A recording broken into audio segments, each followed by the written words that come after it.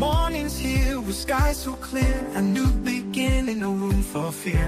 Coffee steams and the breeze rolls in this space let our joy begin. Cannabis flows like a sweet refrain, easing our hearts, soothing our strain. We rise together, no soul alone, in the cove where peace has grown. Lifted by the light we rise and shine. Shine on, shine bright. A brand new day where love's divine. Friends at your side, right here by your side. We walk this path with joy as our guide. Oh joy, let it ride. The cove's a home where kindness lives, a place where every heart forgives. The brass calls out like a morning breeze, harmonies drift through the swaying trees. Cannabis lifts us smooth as the sea, setting us free, just you and me. With every sip, with every laugh, we find our way on this morning's path. Lifted by the light we rise and shine. Shine on, shine bright. A brand new day where love's divine. Ooh, love's divine. Coffee and peace with friends at your side, right here by your side. We walk this path with joy as our guide. Oh joy, let it ride.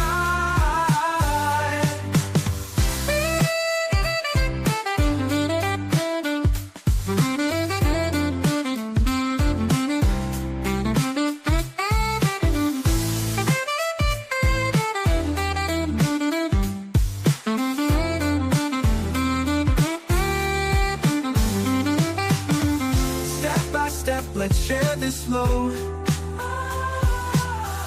light our way on this morning's road. Together we rise, hearts open wide. Peace and love with the sun as our guide. Peace and sunlight. Lifted by the light we rise and shine. Shine on, shine bright. A brand new day where love's divine.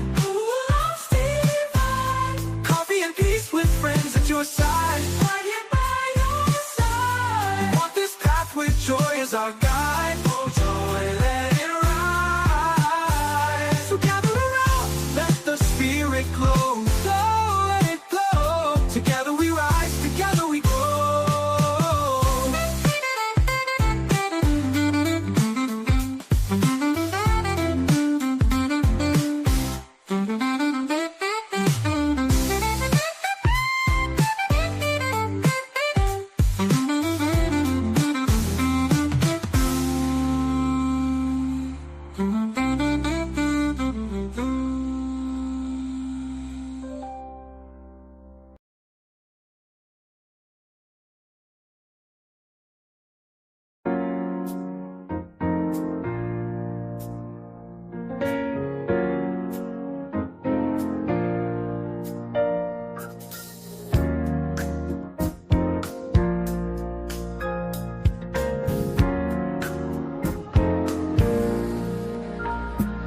Sun's rising, slow paint skies of gold.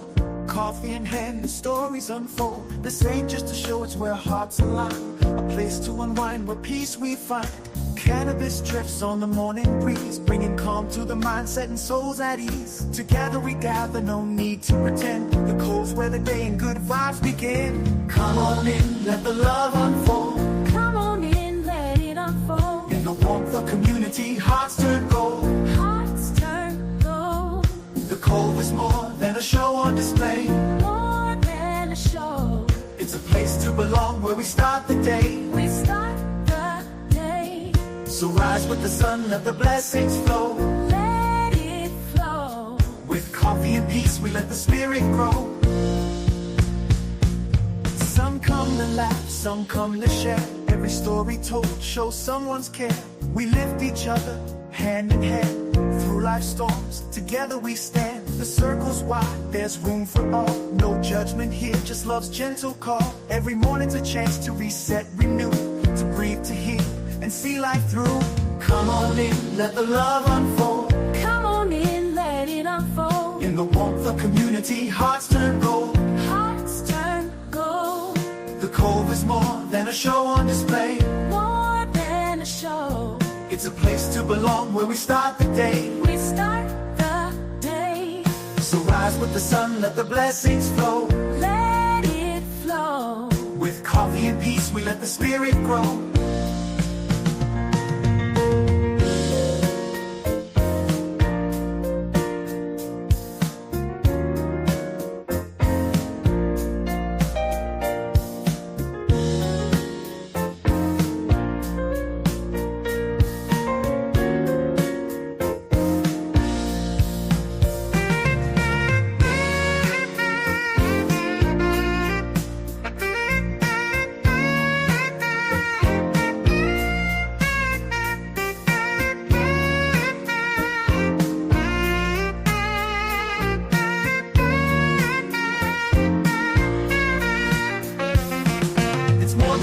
It's where hearts connect.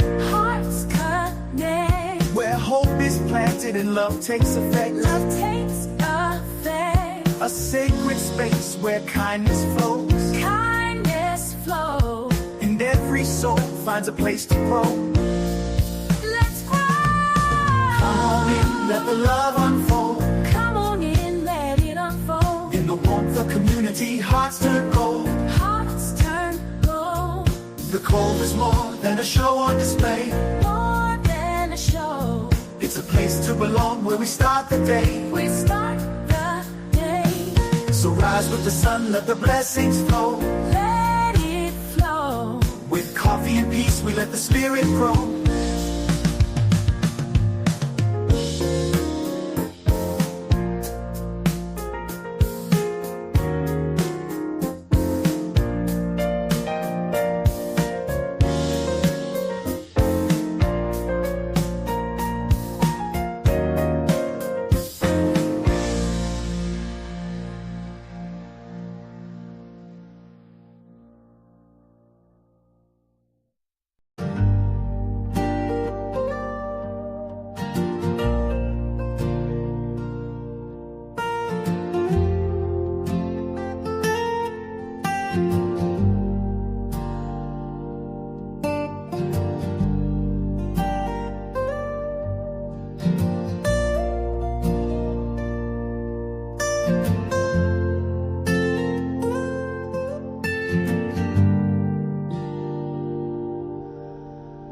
Tide rolls in with the hush and sway. Quiet peace at the edge of day. Steam from the mug curls into the air, like thoughts that wander without a care. The sunlight peeks through the window glow. A world still gentle, soft and slow. No need to rush, no need to know. Cove-TV morning, let's start the show. Let it rise, let it breathe, let it flow like the light creeping in, soft and low. Every moment is a place to grow, just sip it slow, you're not alone. Coffee and calm and hearts that know the rhythm of dawn has its own tempo. So wherever you are, let your smile show. We begin together and that's all we need to know.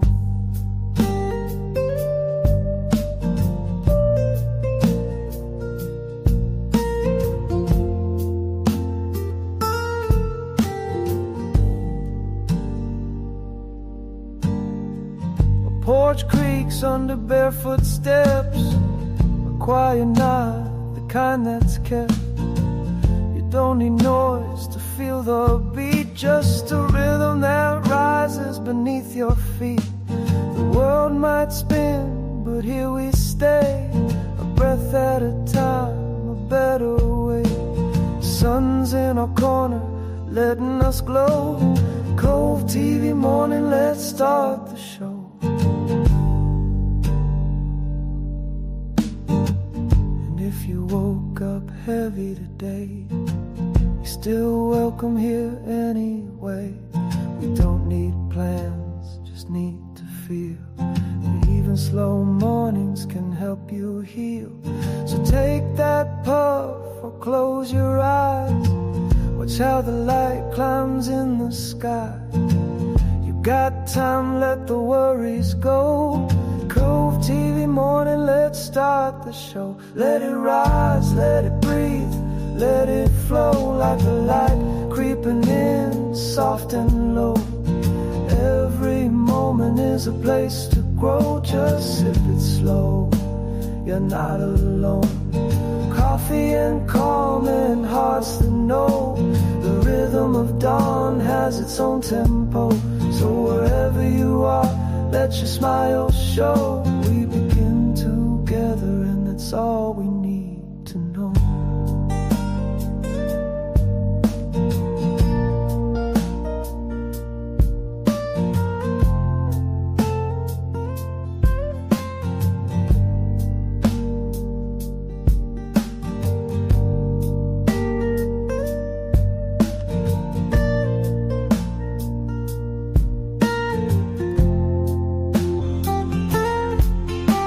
Yeah, good morning, folks. Let's start the show.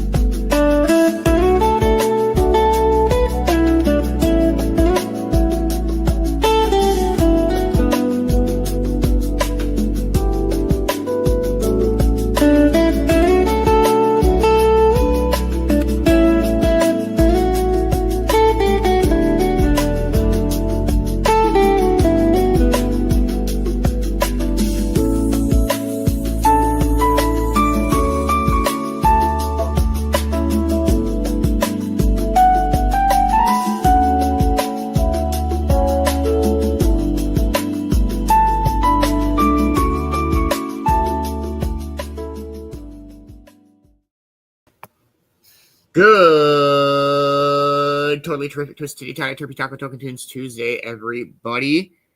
What up, Cornbread? What up? What up? How are you this morning? Good, good.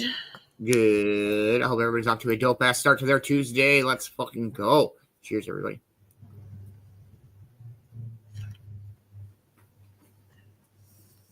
Which mini muffins, Ma? Good morning, Amber. How are you? I hope you are having a wonderful Tuesday morning. Good morning, Deb. I hope you're off to a great morning. Good morning, Crystal. How are you? I hope you are having a wonderful morning. Good morning, Kay. I hope you are having a great morning. Good morning, DJ Ash. How are you? I hope you are having a wonderful Tuesday. Good morning, Mama Roo. I hope you are off to a great morning. Good morning, Ma. How are you? I hope you are having a wonderful morning.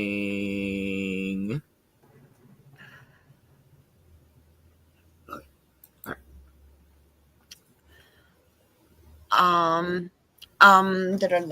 Oh, those ones. They're good. They're eating and sleeping right now. Mama's sleeping, so. Heck yeah. She got some rest last night after her heck of hours of labor. Hey, what up, Erica? Good morning. I hope you're having a wonderful morning. I want to say, I think everybody's close. It was maybe close to 14 hours, maybe yesterday. Maybe. Okay. She was in labor. Dang. All right. Well, go ahead. Yeah. She did get rest. She is resting now, though. She's doing good. Pups are doing good. They're little fat, little chunker, little shits. Hey, that's good. Yeah, they are. We'll play our Wake and Bake morning song, something like whatever it's called. And If you have not, please make sure that you're getting stoned word in. Amber getting, Deb stoned, Crystal again, Kay with, Ash my, Mamaru only, and my friends. Cheers, everybody. Cheers.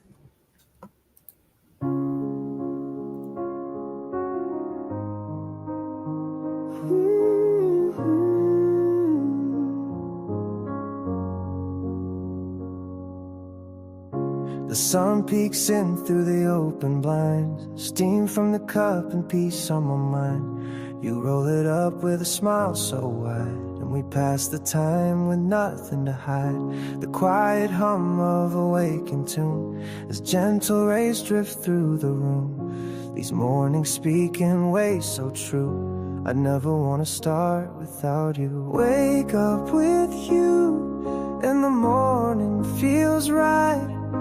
The cove's where we glow in that first morning light. Each laugh, each spark, a harmony true. This place means the world, 'cause it starts with you.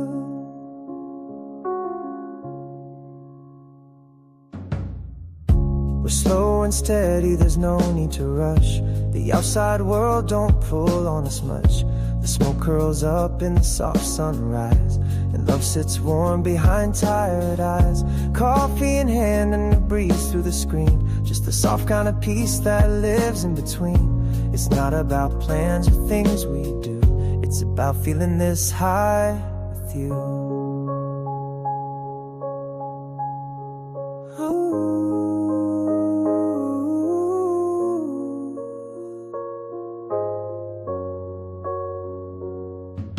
Wake up with you, and the morning feels right. The cove's where we glow in that first morning light. Each laugh, each spark, a harmony true. This place means the world, 'cause it starts with you. There's a peace here that's quiet and deep, the kind you carry, the kind you keep. In coffee and laughter in the morning glow, the Cove is the home that my spirit knows. Wake up with you, and the morning feels right. The Cove's where we glow in that first morning light. Each laugh, each spark, a harmony true. This place means the world, 'cause it starts with you.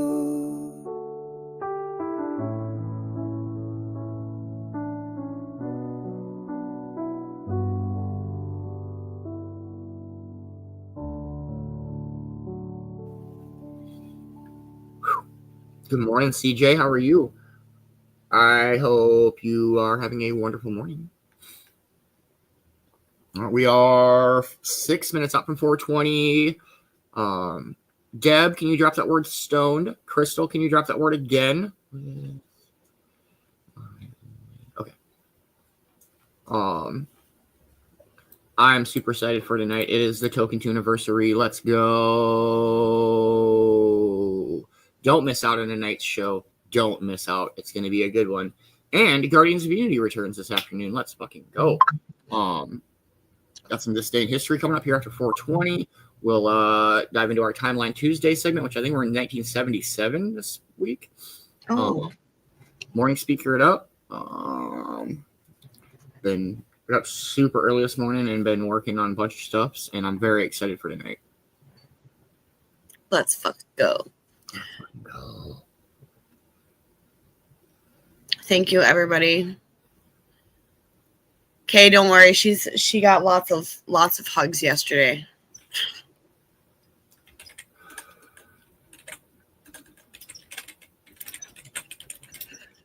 I gave her hugs and love-ins and said, "Good job."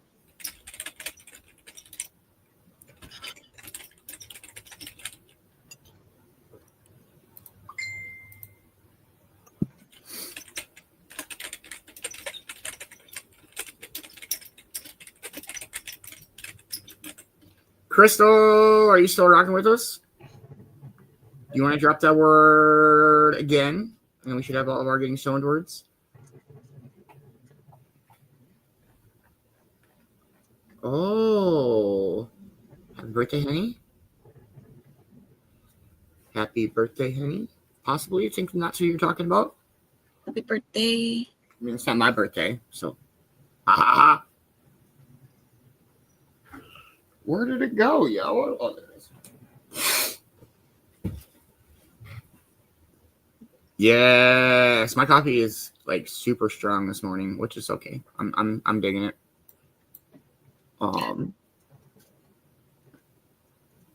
The next getting stoned worder would be Erica. Erica, do you want to drop the word again? Just the word again in case Crystal misses it. Crystal! Are you still right? She fell asleep. She fell back asleep. I don't know.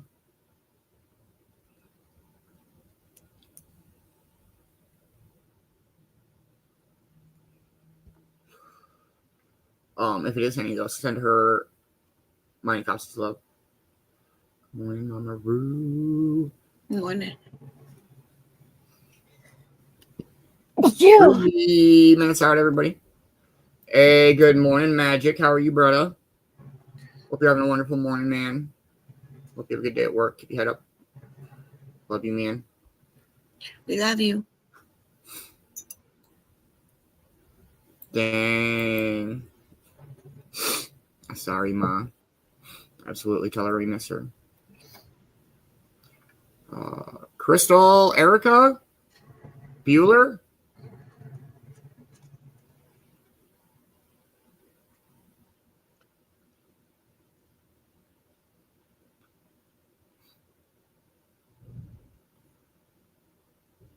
Two minutes out. Thank you, Kay. Bueller. Bueller.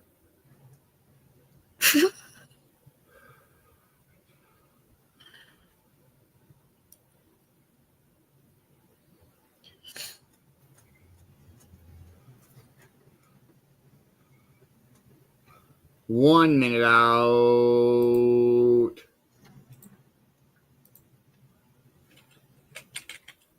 Let's go.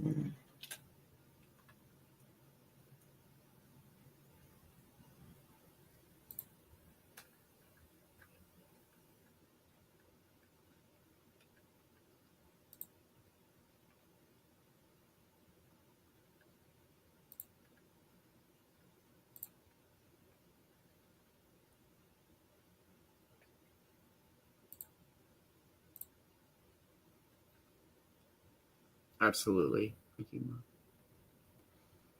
All right. We are 1 minute out. Make sure you're packing up, rolling up, heating up, warming up, grinding up, coffeeing up. What he said. That's it.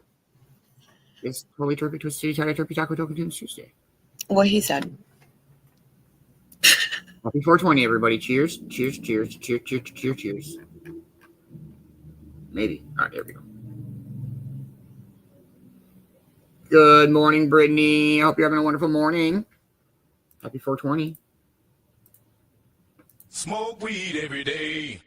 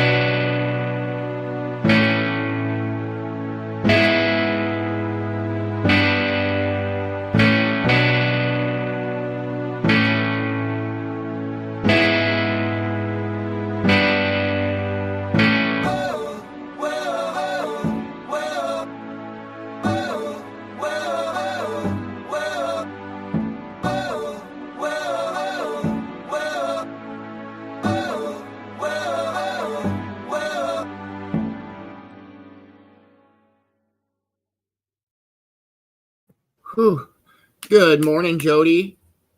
Or good night, I suppose. When I saw it, I don't know, immediately went in my head, hot lives save knives, and that's not right at all. Hope you're having a wonderful night, man. Hopefully you got a good day. What's everybody got planned for their Tuesday of toking and tuning? More show stuff. I kind of fell behind a little bit yesterday, so get caught up on that. I got up at like 4:30 this morning, and yeah, good evening. I don't know. It's probably winding down for the day there. I know, right, Amber? I was like, hot something saves knife. Hot life save knives. Yeah, I'm excited. Don't miss Token Tunes tonight. Don't miss the Dapper Chick show tomorrow. Don't miss Guardians of Unity. All sorts of stuff going on. I'm very excited. Don't miss Turf Wars this week. I'm excited for Turf Wars this week.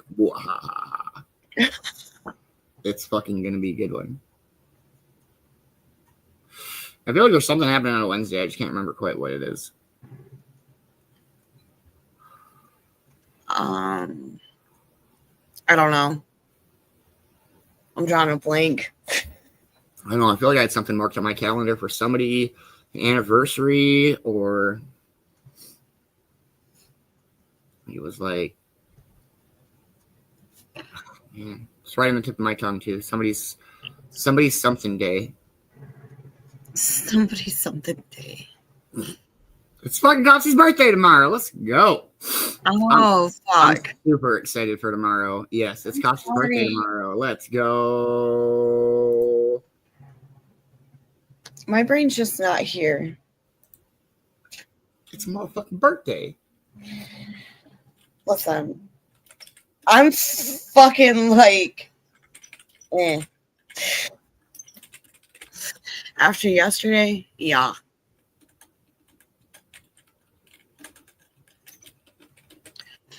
But yes, Cassie's birthday. Let's fucking go. Oh shit, it's Cassie's birthday in Jody Marshall land. Nice. Just turned. Yeah, last year Cassie's birthday celebration was dope. I'm excited for tonight and tomorrow, and yeah, absolutely, it's gonna be dope. Make sure you stay tuned to Sir Cop Slot's page for any updates. You don't want to miss out on anything he's got going on today. That's all I can say. Let me see if I can see ish. I've got Flight Radar up right now, and so I've literally just been like peeking over at this flight.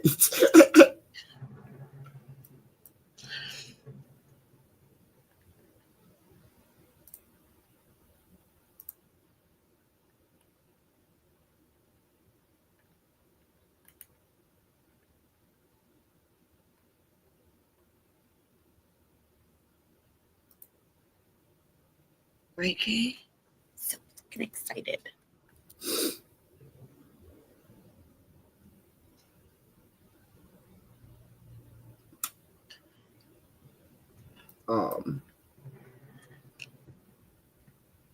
Let's fucking go.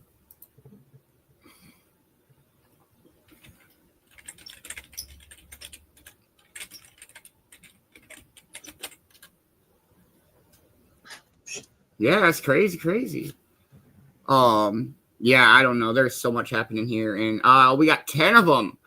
So if you want half of those puppies, I'm sure she'll meet you halfway. Halfway for the half the puppies. Oh, 10. Yeah, you fucking, yeah.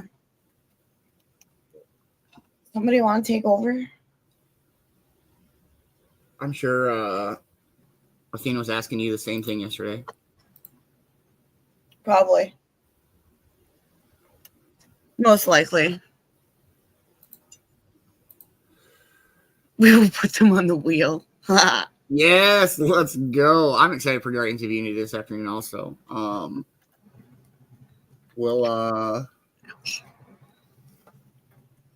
Just kidding. You get a puppy. You get a puppy. You probably don't. So, Don't see. Love you, Kay.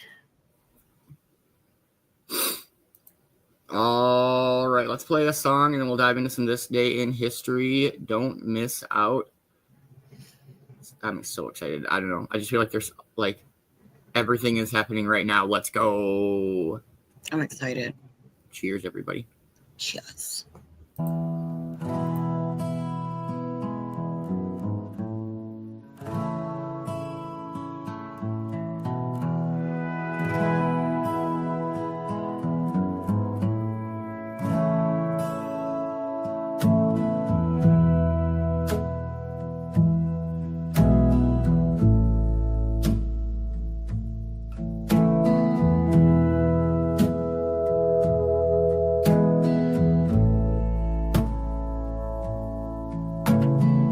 Sun creeps in, got no plans to chase.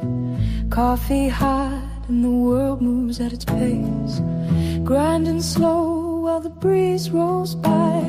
Packing on my pipe as the seagulls fly. Smoke curls in a sleepy swirl. Feeling more like me, not missing the world. Start real easy, a breath real deep. Let the day unfold and no words to speak.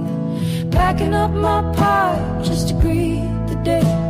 With nothing on my mind, nothing in the way. Smoke in the sunlight, toes in the sand. Peace in my chest and a lighter in my hand. No place to be, no race to run. Just me in this bowl and the morning sun. Packing up my pipe like I always do. Feeling alright, smoking with you.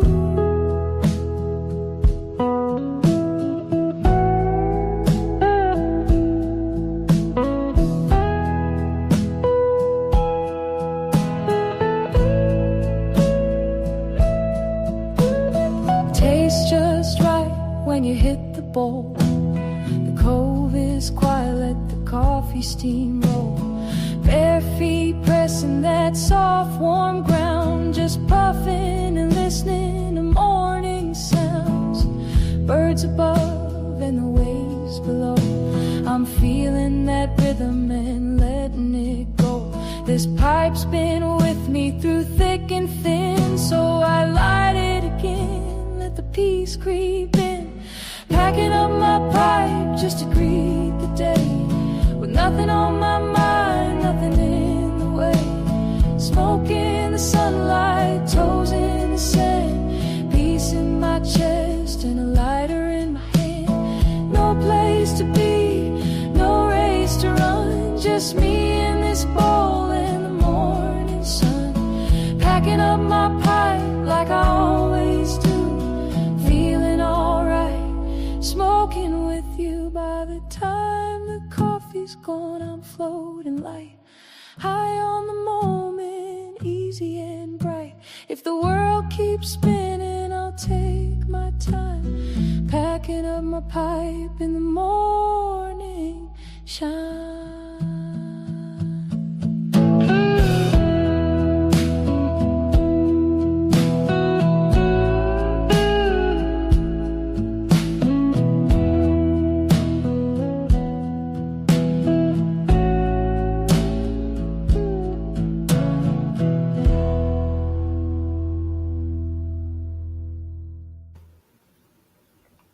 And before we dive into This Day in History, I'm not going to do it before every This Day in History, but make sure you're following Vicki Bowers on all of the platforms.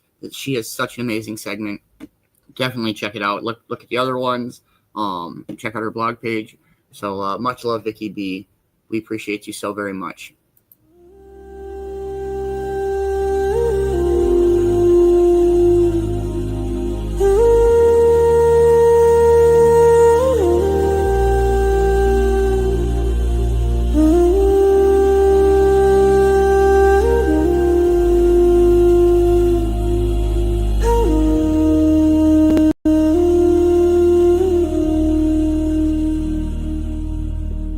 Each morning, the sun rises on more than a new day. It rises on everything that came before. Moments of greatness, of discovery, of change, and sometimes of quiet resilience.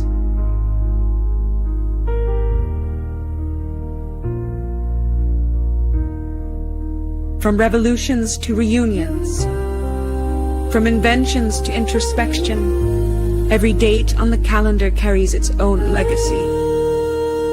This Day in History by Vicki Bowers. A journey into the stories that built our world, one sunrise at a time.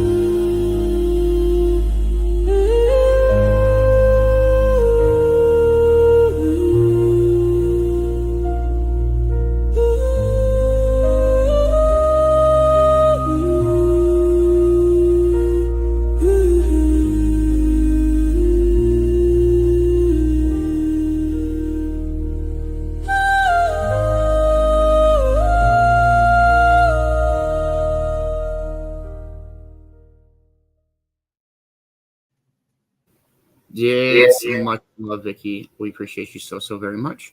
And this day in history for June 10th. Here we go, everybody.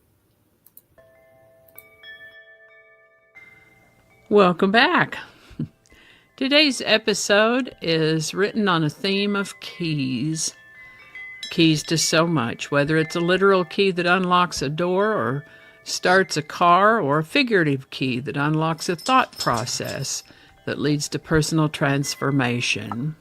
So grab your favorite cuppa, sit back, and let's check it out.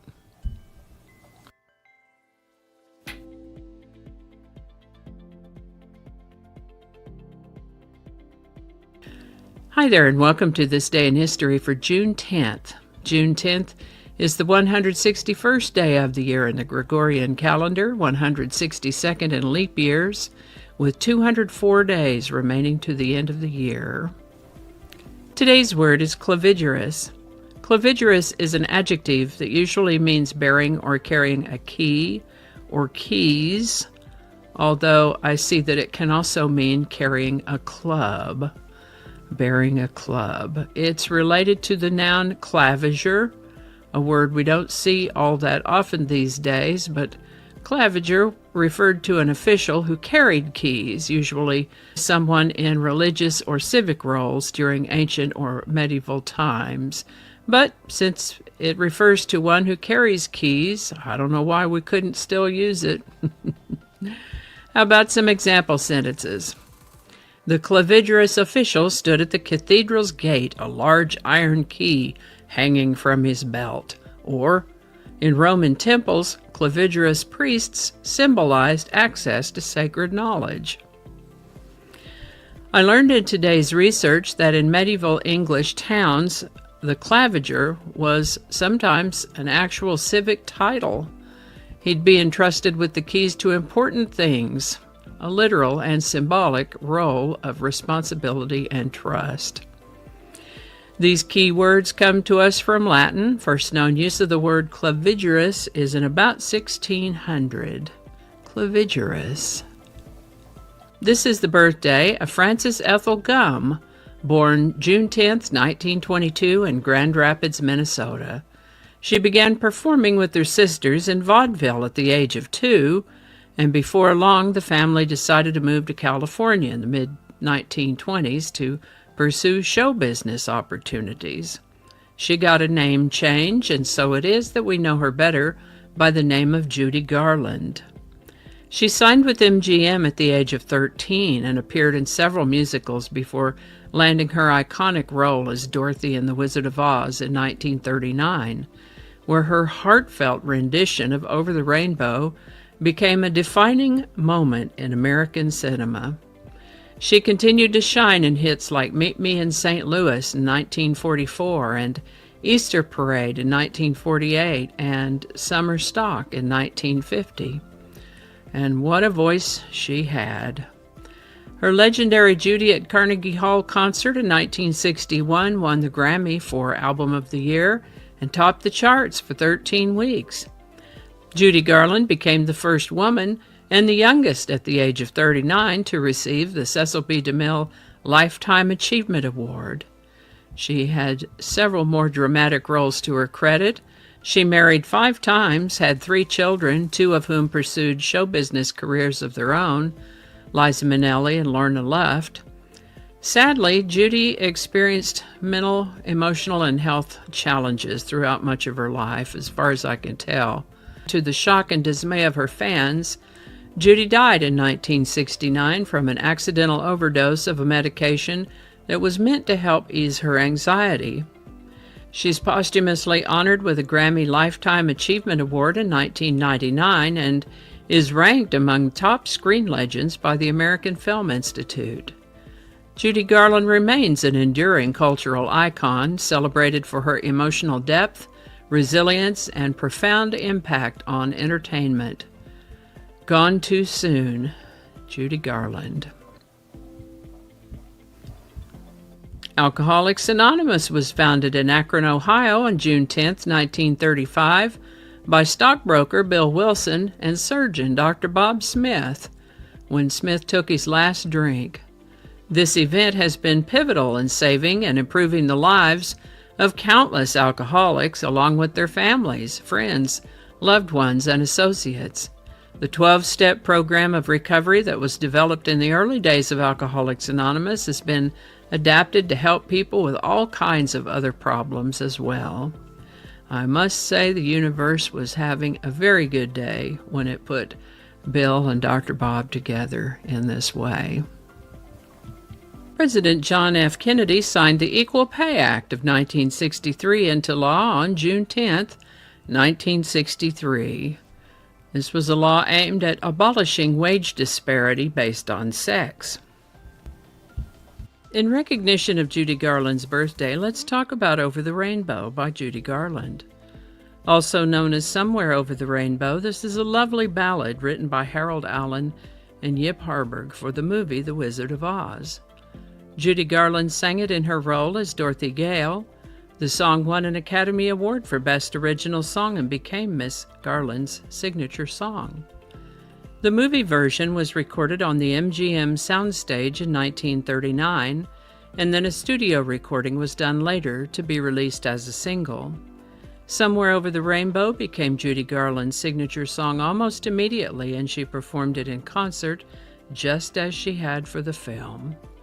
I may have mentioned before that I listen to the song of the day, whether it is at some point during or before the time that I'm writing about what I'm going to tell you about, the song, and I always forget how profoundly this song affects me. Tears in my eyes, goosebumps all over. It's such a beautiful song, beautifully done by Judy Garland. Over the Rainbow. Link in the description. Today's word, clavigerous, meaning bearing a key, feels symbolic somehow, whether it's Judy Garland unlocking hearts with her voice, the founders of Alcoholics Anonymous offering keys to recovery, or lawmakers opening the doors to fairness with the Equal Pay Act of 1963. Each story today reminds us that sometimes the key to change is courage, compassion, and the will to imagine a better world somewhere over the rainbow. And we have a quote from Judy Garland today, who said, "It's not where you start, it's where you finish that counts." Judy Garland. All righty, y'all take care. Be good to each other. I'll see you next time.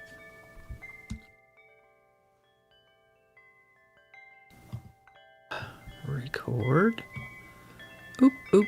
No, we don't want to do that. Leave that right where it was. There we go. Okay. Bring this over here. Judy Garland remains an enduring cultural...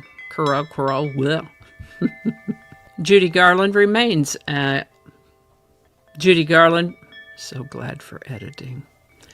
President John Kennedy signed the Equal Pay Act of 1963 into law on June 10th, and there's the air conditioner again. Thank you so much. All righty. Well, we're gonna pause this for a moment and come back when it's done making noise. And I think that's going to do it for us today. Thank you so much for watching. Consider subscribing if you haven't already. Feel free to share this video with a link in your email, messaging, or social media. If you enjoyed this series, you can check out the playlists in the description. You can find me on BitChute, Facebook, Odyssey, Rumble, YouTube, and X, as well as on a blog page called No Really. All those links are in the description. Alrighty, that's all I can think of right now. Thanks again, and I'll see you next time. Much love, Vicki. Thank you so much for this day in history every day. Please make sure you are following Vicki Bowers on all of the platforms, or else you're missing out. I fucking love the bloopers. They're so great. Yes. And we hope you have a wonderful day. What's up, Panda Annie? Yeah, good morning, Panda Annie. How are you? I hope you're having a wonderful day. Morning. Start to your day. That works. Yeah, for real, when she first said of the word of the day, I was like, oh no, we got to scrap this. You got nope. No, okay, we're good. But still, I'll probably remember that later.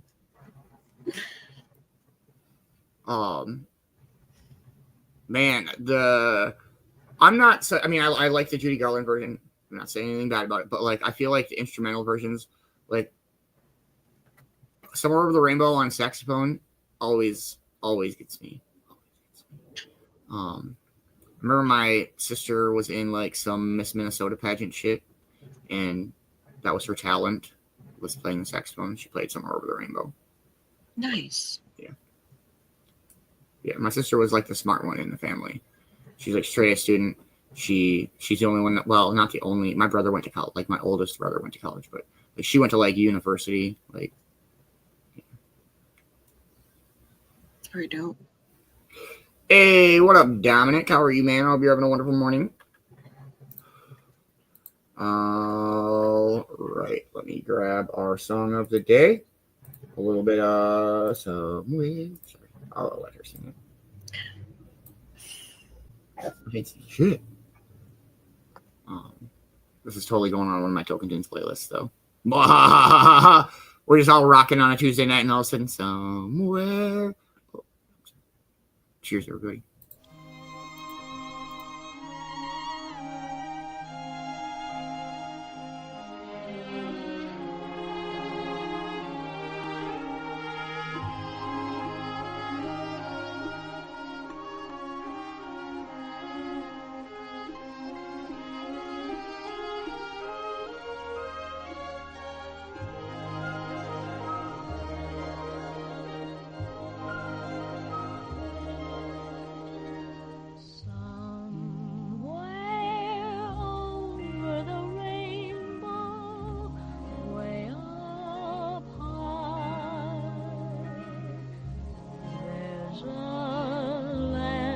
I heard of once in a lullaby.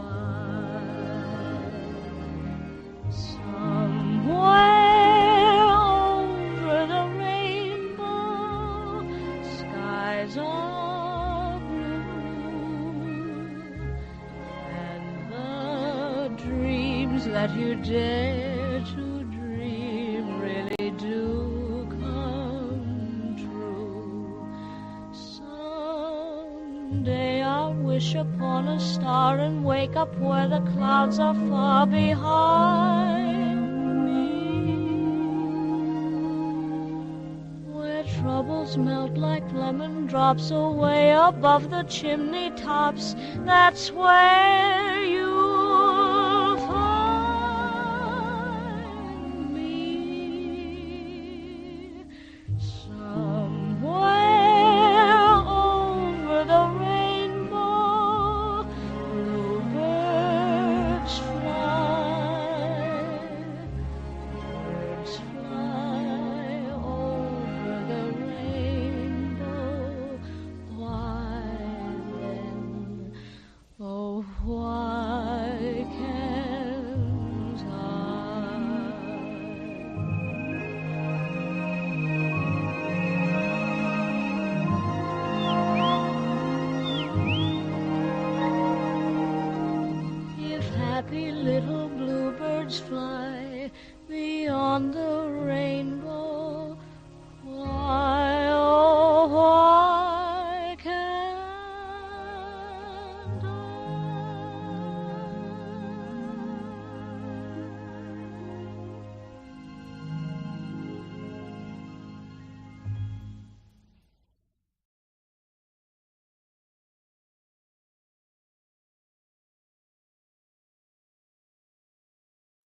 Such a good song.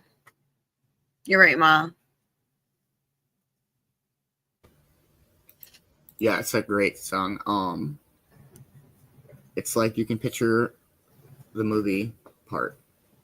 Awesome. Yep. What up, dude? Kay's probably gonna yell at you. Just letting you know. Might be in the shower, so you might look out, but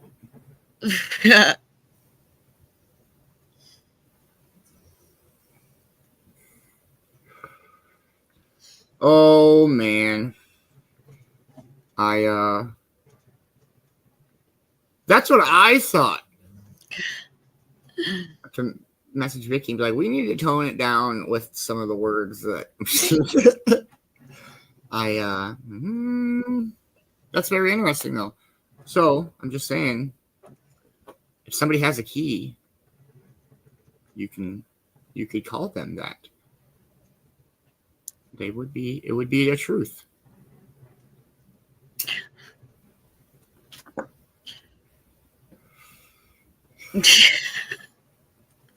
Oh man, I'm excited for Guardians of Unity this afternoon. Don't miss out. We'll run that commercial and then play a song and dive into our Timeline Tuesday segment. I'm pretty sure it's 1977. I could be wrong. Oh, not cheers yet. I'm so used to saying cheers and clicking the button. It's like my mental signal of the go. I can't do one without the other. So I'm gonna say it anyway. Cheers, everybody.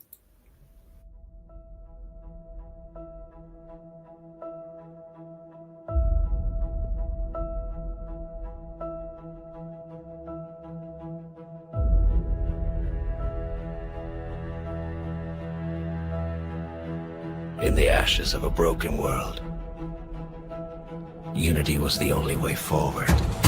Every Tuesday afternoon, their journey continues. The Guardians were never chosen. They were forged by loss, by loyalty, by the long road home. With each chapter, legends unfold. Familiar voices step into myth. Legacy viewers become part of the lore. Their stories written in smoke and flame. They walk through storms. They fight the dark. And they protect the last flicker of hope. This is Guardians of Unity. Not just a story, a saga, a bond, a flame that refuses to go out. Tuesdays at 5 p.m. Eastern, only on the Cove, Facebook, and YouTube.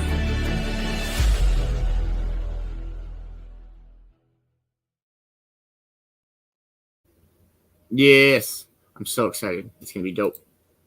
Yes. Can't wait. All right, let's go with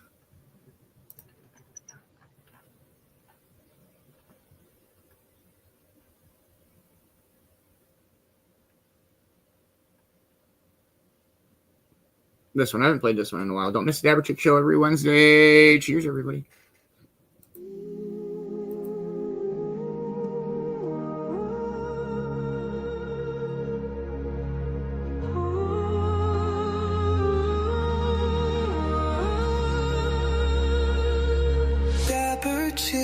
She floats with grace, a glowing soul in every space.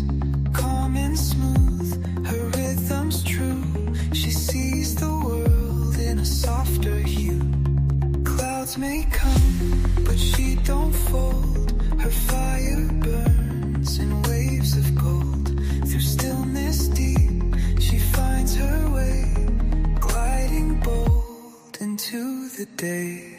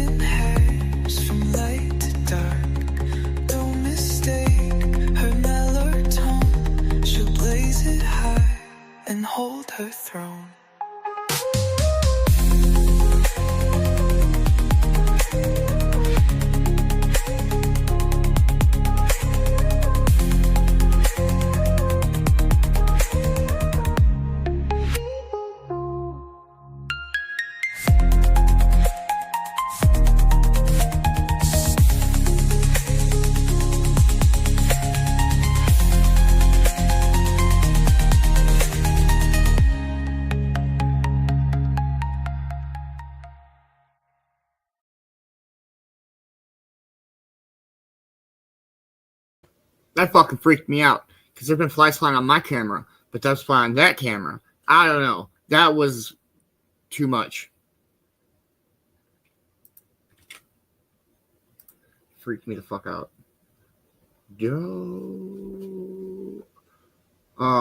If anybody missed the Cornbread's Critters segment yesterday, definitely go back and rewatch that.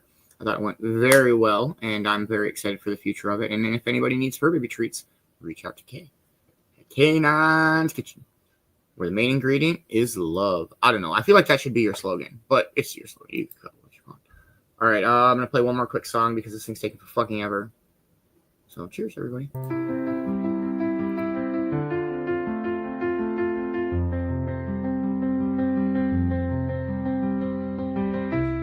The morning's here, the horizon glows.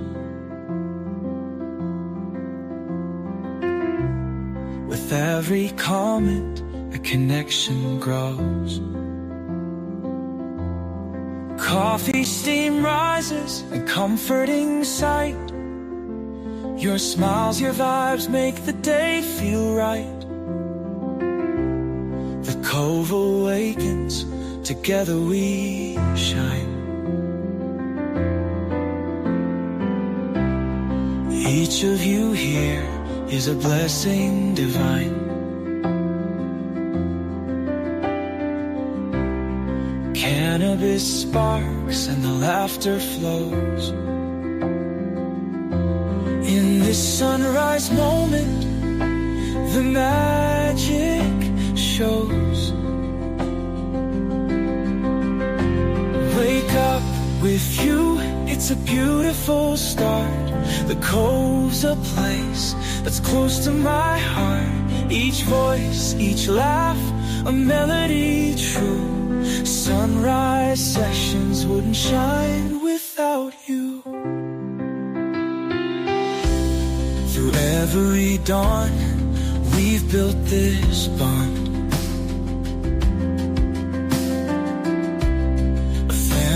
Of light stretching far and beyond.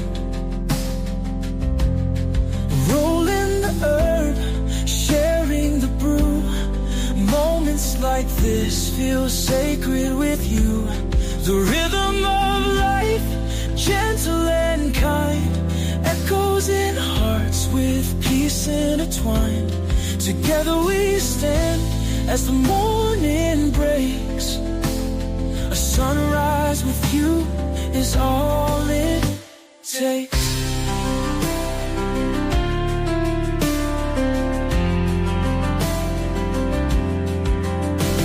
Wake up with you, it's a beautiful start. The Cove's a place that's close to my heart. Each voice, each laugh, a melody true. Sunrise sessions wouldn't shine without you. Wake up with you, it's a beautiful start. The Cove's a place that's close to my heart. Each voice, each laugh, a melody true. Sunrise sessions wouldn't shine without you.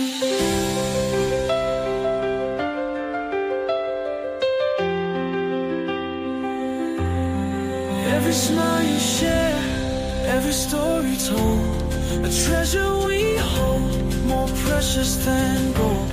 You lift the light, you brighten the way.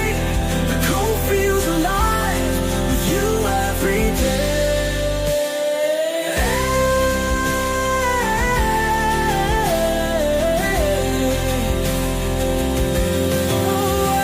Wake up with you, it's a beautiful start. The Cove's a place that's close to my heart. Each voice, each laugh, a melody true. Sunrise sessions wouldn't shine without you.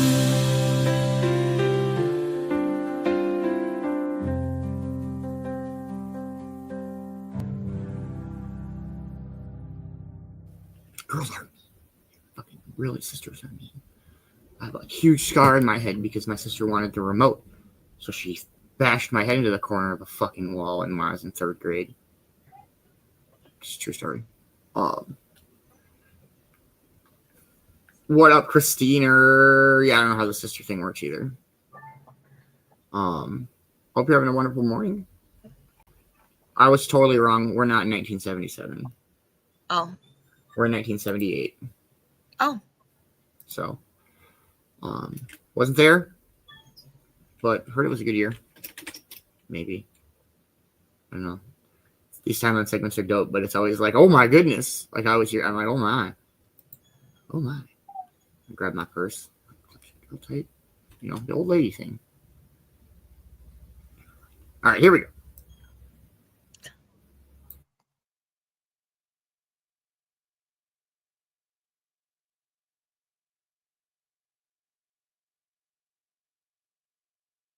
(1978). 1978 saw the decade begin to draw to a close, and it wasn't shaping up to be a particularly happy ending.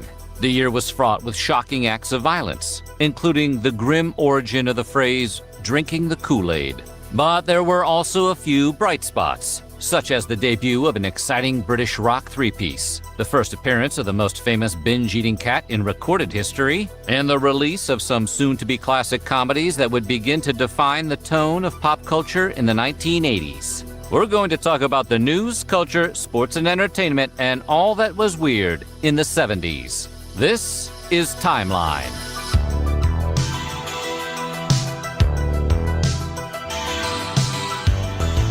Get ready to learn about the inspiration behind several future Netflix documentaries, because this episode is all about 1978. But before we get started, be sure to subscribe to the Weird History channel and let us know in the comments below your favorite 70s moment. Now get ready to believe a man can fly, because this is 1978. Harvey Milk became the first openly gay person to be elected to public office in California's history when he took his seat on San Francisco's Board of Supervisors on January 8th. Milk was an outspoken LGBTQ advocate, and during his time in office, he sponsored a successful bill that prohibited discrimination on the basis of sexual orientation. But his time as a public servant would be cut short. More on that later in the year. The final Volkswagen Beetle to be manufactured in Germany rolled out of the factory just under 2 weeks later, on the 19th.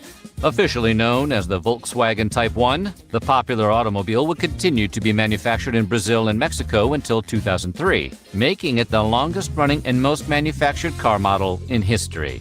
Far out, man. 11 days later, legendary talk show host Larry King went on the air nationwide for the first time when The Larry King Show premiered on the 30th. In a format that would become the bedrock of his career, King's Daily Show would begin with an interview with a guest and end with King taking calls from his listeners. The Larry King Show would stay on the air until 1994 and would be spun off into King's massively popular TV talk show, Larry King Live, in 1985. Embattled film director Roman Polanski fled the United States the next day, hopping a plane to London to avoid a prison sentence for unlawful sexual intercourse with a minor. Polanski pleaded guilty to the charge as part of a deal to avoid jail time, but he had heard that the judge intended to throw out the deal and slap him with a 50-year sentence. The director flew from London to his home country of France the following day, where he has mostly remained ever since. Less than a week later, the infamous Blizzard of '78 struck the Northeast United States, burying the Midwest and East Coast in some serious snow. The storm lingered for 2 days, delivering record-breaking snowfalls of over 20 inches in several areas. By the time the storm broke up on February 7th, it had claimed approximately 100 lives and caused over $500 million in damage. A week later, the first micro-on-a-chip was patented by Texas Instruments on Valentine's Day. Well, that's romantic. Designed by Gary Boone and Michael Cochran, the chip was used in Texas Instruments' iconic educational toy, Speak and Spell, which was unveiled 4 months later at the Consumer Electronics Show. E.T. would later use this revolutionary technology in the 80s to phone home. 10-1 underdog Leon Spinks defeated the reigning heavyweight champion Muhammad Ali the next day. Spinks outlasted the legendary champ, winning by decision, becoming the first person ever to strip Ali of his world title in the ring. However, Spinks would lose that title just over a month later, when he refused to defend his heavyweight belt against #1 contender Ken Norton.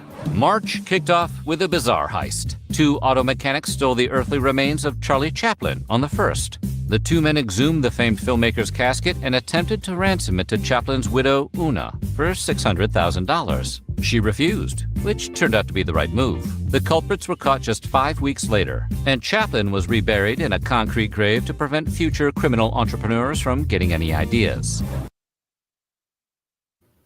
Good morning, Mindy. How are you, dear? I hope you're having a wonderful Tuesday morning. Go ahead, Cornbread. We got 10 puppies. 7 males, 3 females. Let's go. I hope you're having a wonderful morning, and we're just diving into our Timeline Tuesday segment, 1978.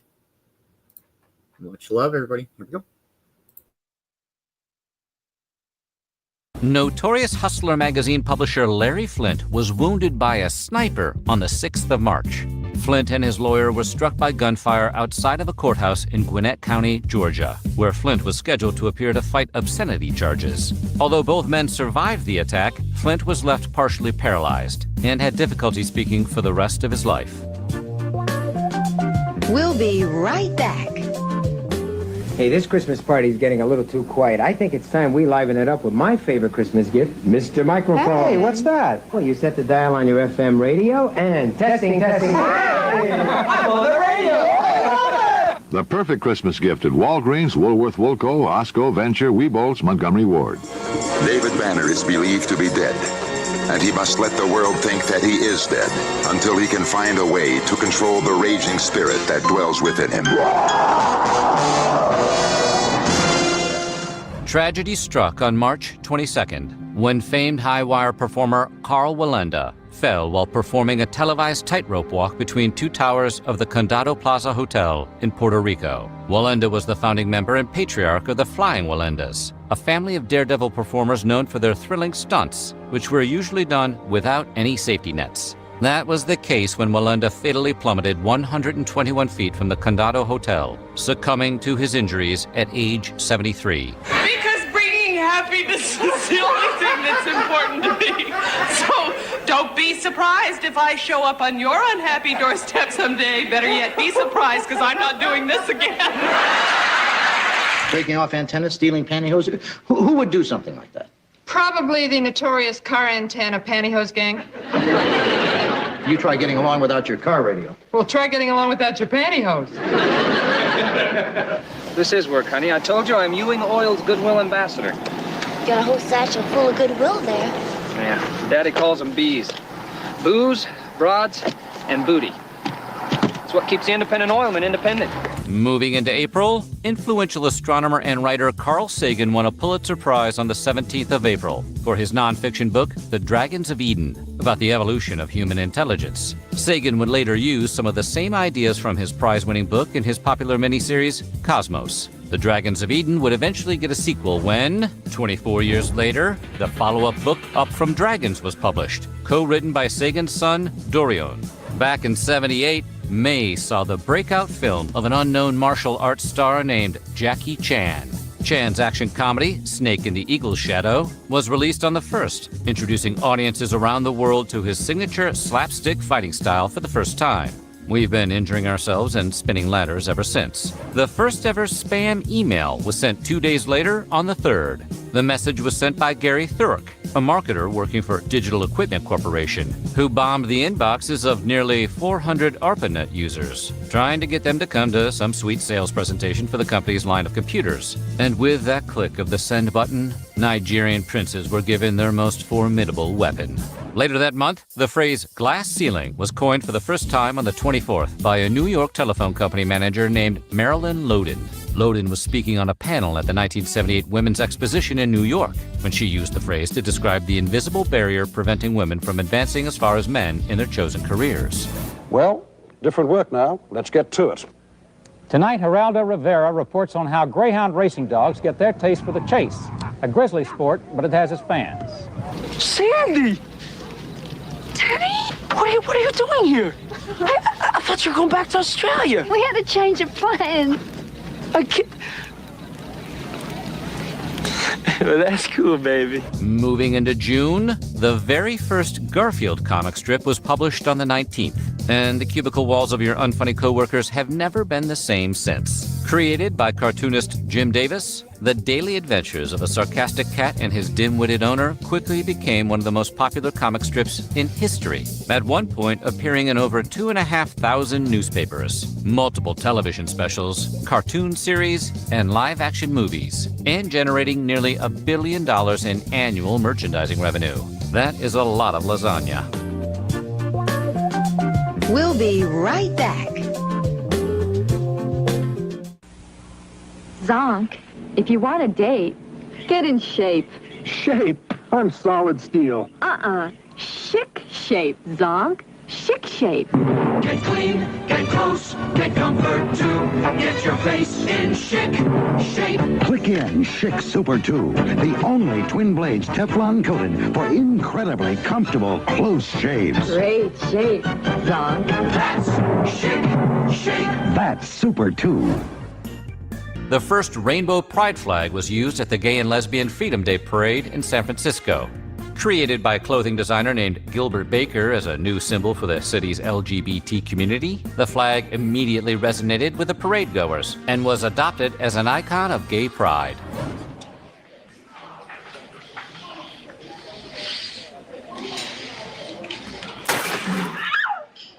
I'm a zit. Get it? Now, George Romero brings us the most intensely shocking motion picture experience for all times, Dawn of the Dead. Moving into the fall, The Who's Party Boy drummer Keith Moon finally self-destructed on the 7th. Long suffering from alcoholism, Moon had moved into a new flat in London to try and get sober with the help of a prescription sedative used to treat alcohol withdrawal.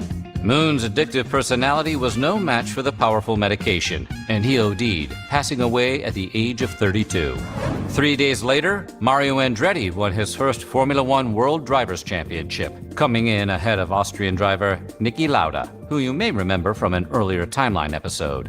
Andretti would go on to become one of the most famous drivers in the history of professional racing, having claimed victories in Formula One, NASCAR, and IndyCar. He also had 3 guest appearances on Home Improvement. That's when you know you've really hit the big time. The next day, the last known victim of smallpox succumbed to the disease, one of the deadliest afflictions in human history. Medical photographer Janet Parker contracted the malignant virus from the smallpox laboratory where she worked. The head of the lab, Professor Henry Bedson, was so distraught over Parker's infection that he took his own life just a few days before she passed away. The World Health Organization officially declared smallpox eradicated in 1980. Oh, no, it's just that they told me I'd be starting work today as a driver. Oh, here's my hack license. You're a cab driver? What do you mean busting my chops here, make them believe you're a regular person? Turning to music, the Grateful Dead played 3 nights of concert at the Giza Pyramid Complex in Cairo, Egypt, beginning the night of September 14th. The proceeds of the show were donated to the Egyptian Department of Antiquities and to the Faith and Hope Society, the favorite charity of Egypt's then First Lady, Jihan Sadat. Originally intended to be recorded and released as a live album, those plans were shelved for various technical and logistical reasons until the album was finally released 30 years later, almost to the day, on September 30th, 2008. Hello? Hello? Anybody in there? Little hatchling brothers, you must revolt against your oppressors. You have nothing to lose but your shells. In the great tradition of these laugh masters of the past come 2 guys who are hysterically funny. They're Cheech and Chong. In late September, Pope John Paul I unexpectedly passed away on the 28th after serving just 33 days. The September Pope, as he came to be known, relinquished the papacy after succumbing to a sudden heart attack at age 65. He was succeeded by Pope John Paul II, hey, that's chronological, who was elected just over 2 weeks later on October 16th. John Paul II would go on to become the second longest serving pope in modern history, wearing the big pointy hat for 27 years until his death in 2005. Heading into October, the Sex Pistols' infamous bassist, Sid Vicious, was charged with the second-degree murder of his girlfriend, Nancy Spungen. Spungen had been found in the couple's room in New York's Hotel Chelsea by staff the previous day with a stab wound to her abdomen. Vicious admitted to the attack, But his highly intoxicated state, combined with his differing accounts of the event, have kept the exact details a mystery to this day. Staying with music, English rock band The Police played their first U.S. show at New York City's CBGB's 8 days later. The show was part of an American tour, during which the then unknown band drove themselves from city to city in an Econoline van. Wonder how many red lights they ran. Say, what's your name? My name is Dorothy. Dorothy and Toto. What intelligent names. What's the boogeyman? As a matter of fact, it was.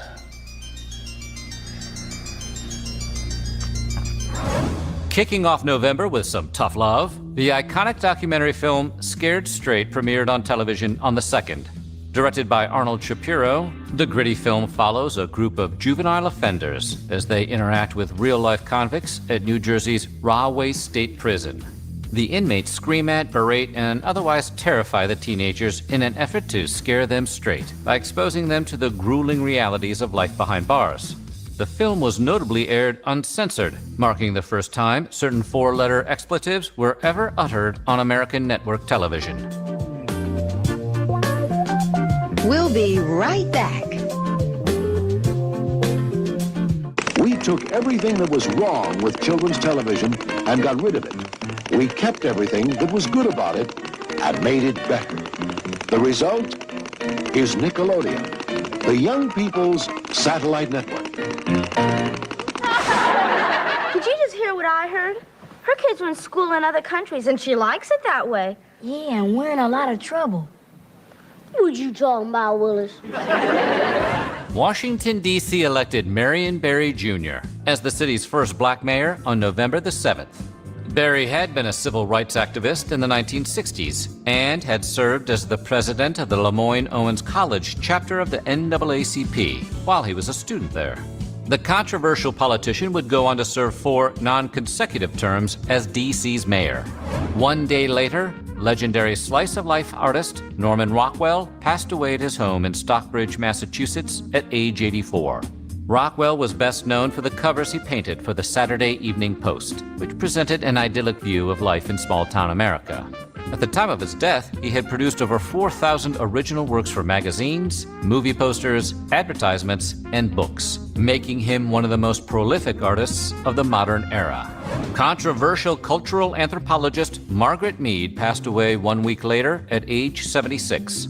Mead rose to prominence with her books Coming of Age in Samoa and Sex and Temperament in 3 Primate Societies, in which she argued that culture, rather than biology, had a profound effect on human development, and advocated for the relaxing of rigid sexual norms and gender roles in modern society. She also served as an assistant curator at New York's American Museum of Natural History for over 50 years, which is enough time to name all of the dinosaur skeletons. That's it, I'm turning back.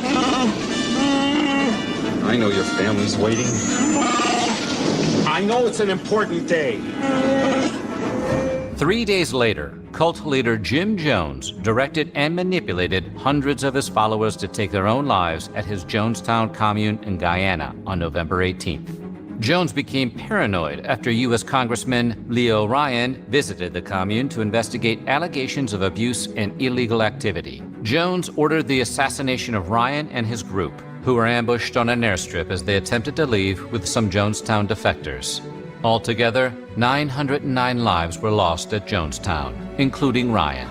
One of the most notorious errors in NFL history occurred the next day when New York Giants quarterback Joe Pisarcik fumbled an easy handoff to fullback Larry Zonka, resulting in a game-winning touchdown by the Philadelphia Eagles. In what came to be known as the Miracle at the Meadowlands, Eagles cornerback Herman Edwards scooped up the fumbled handoff with seconds left in the game and scored the touchdown that gave Philadelphia their shocking comeback win.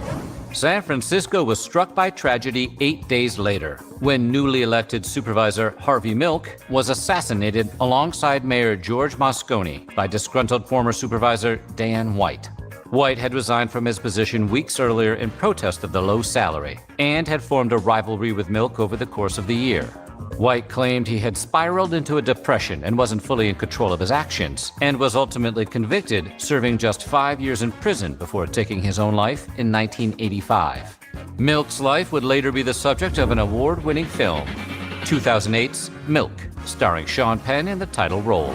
1 week later, Dianne Feinstein was named mayor of San Francisco, following the slaying of Mayor George Moscone. Feinstein had been serving as the president of the city's Board of Supervisors and had delivered the news of Milk's demise to her shocked constituents. Remember the trees? Remember all the different ways of the trees? Remember that? Remember? Huh? The mountains? You remember all that? One shot. One shot. One shot.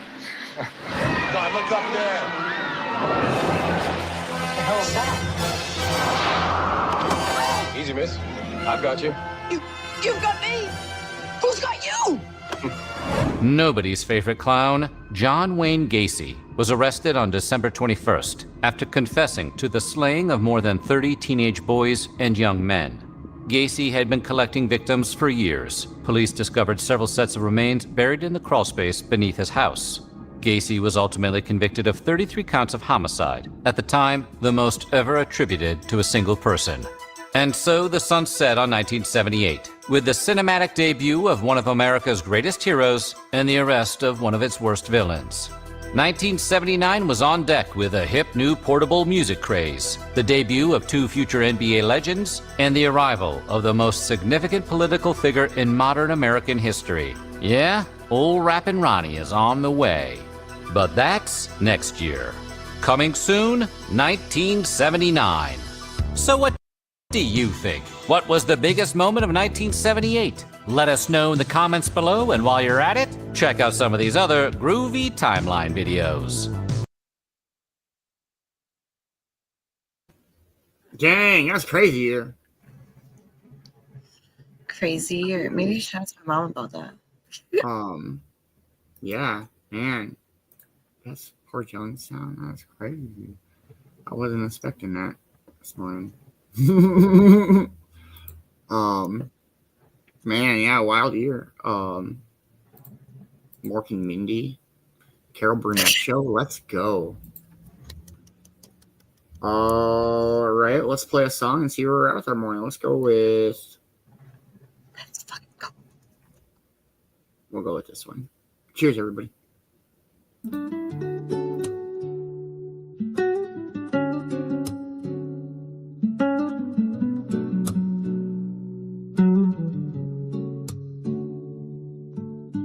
Woke up slow, no plans today.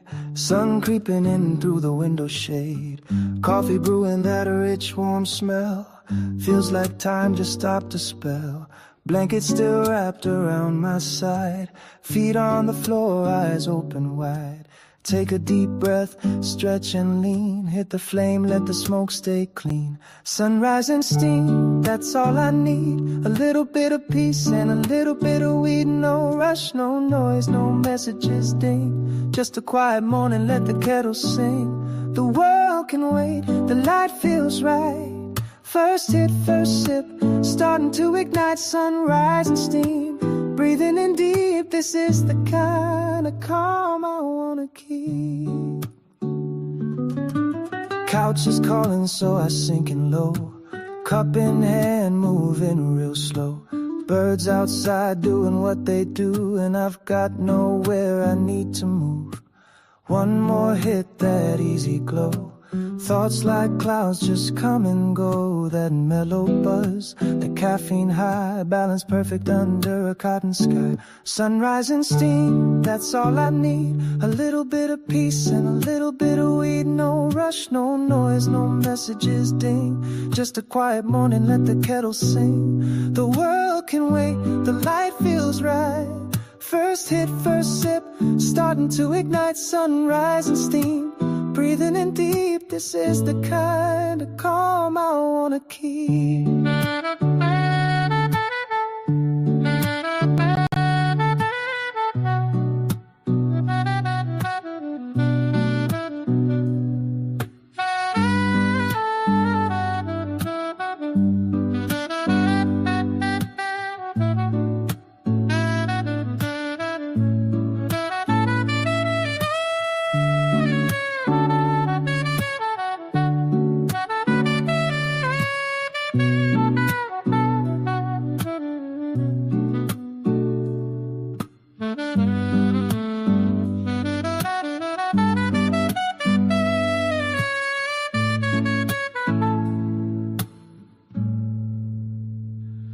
Sunrise and steam, still holding tight. Little bit faded, but my heart feels light. Windows open, no need to speak. Let the morning stretch another week.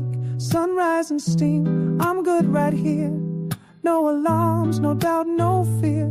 Coffee and calm, that slow routine. Waking and baking in the softest scene.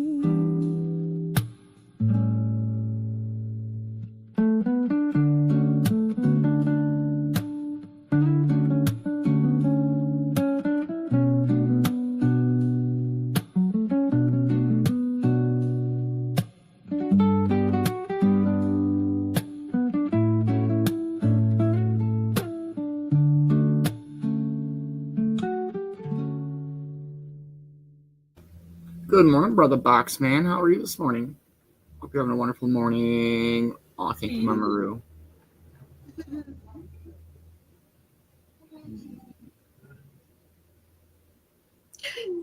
Right, Mama Roo? The music that Beanz plays, abso-fucking-lutely. I seriously don't know what I would do without the music that Beanz puts together, because they're amazing. Thank you. You're welcome. I appreciate it. I love it. It's got to have a certain vibe to it. Absolutely. Hey, hell yeah, Mama Roo. Let's go. Oh,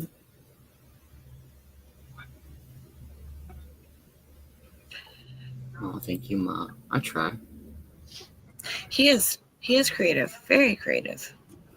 I'm excited for the new stuff that I've been working on to show everybody. Don't miss Token Tunes tonight. Don't miss the Dabber Chick Show tomorrow. I'm excited. I'm so fucking pumped. I'm looking for a morning speaker. Oh, that's the end of that sunrise. Usually I'm good, like I'm not ready catching them before they end. I didn't catch that one. So we're going to Bora Bora. Let's go. Okay, listen, I've always wanted to go to Bora Bora. I'm not going to lie. I don't know why, but I've always wanted to go there.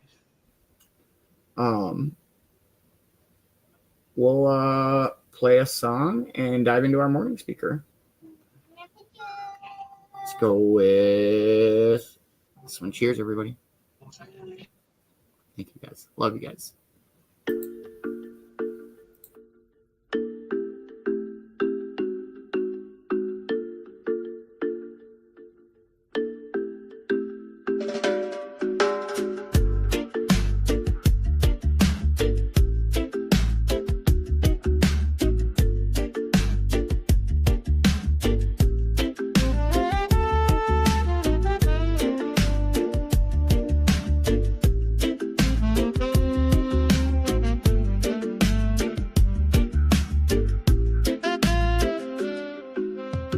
Spin slow while the torch lights blue. Smoke trails curl with the coastal view.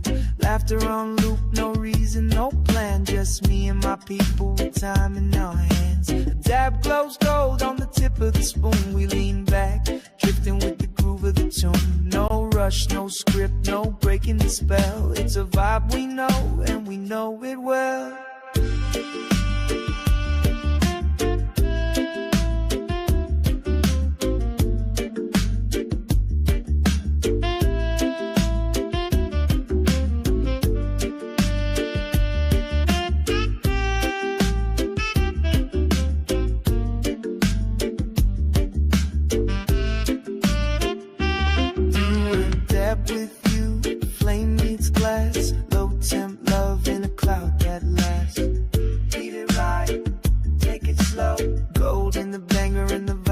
To glow, pull so clean like a vinyl tune, floating through haze neath the citrus moon. Feel it rise, let it stay. We're lost in the sound, just a torch and a tray. Eyes low, slow grin, no rush to speak. Still feel the heat from that high we keep. Laid back deep, not a care in sight. The world leans soft in the afternoon light. Voices mellow, just a nod, a glance. Past the rig, no, not a chance. One more round, we might. If glow of the night.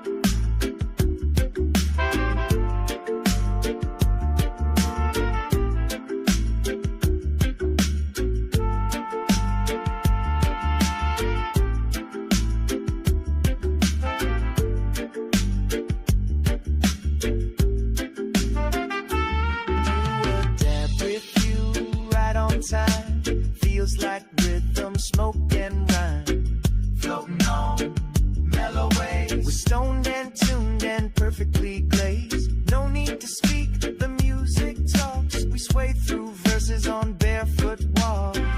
Here with you, feeling true. There's nothing I'd rather do than do a dab with you.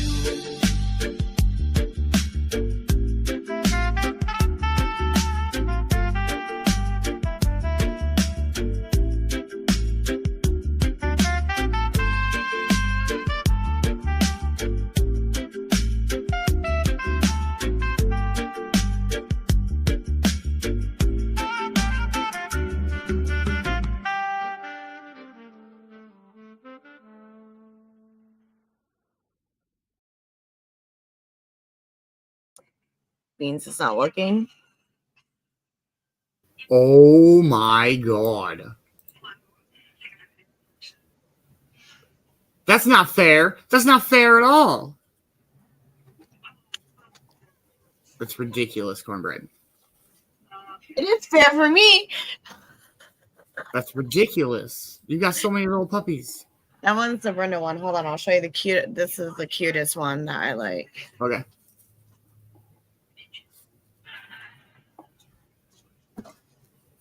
She got that little. Yes, this was a female. She got that little white dot right here. Oh.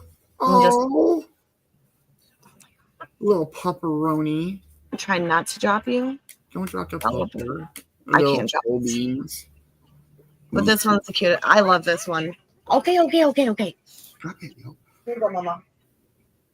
Yeah, I think it's like, yo. Oh, my mom. Freaking adorable. I know, okay. It's not fair. I love puppy breath.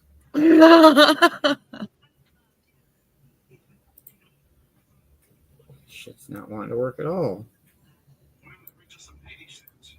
Ryan won't even touch him.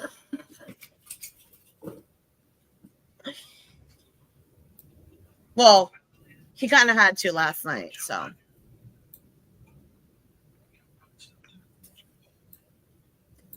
No, I'm not going to like them when they run.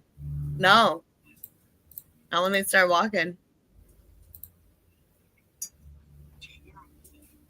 Trust me, y'all will see a bunch of videos and shit like that.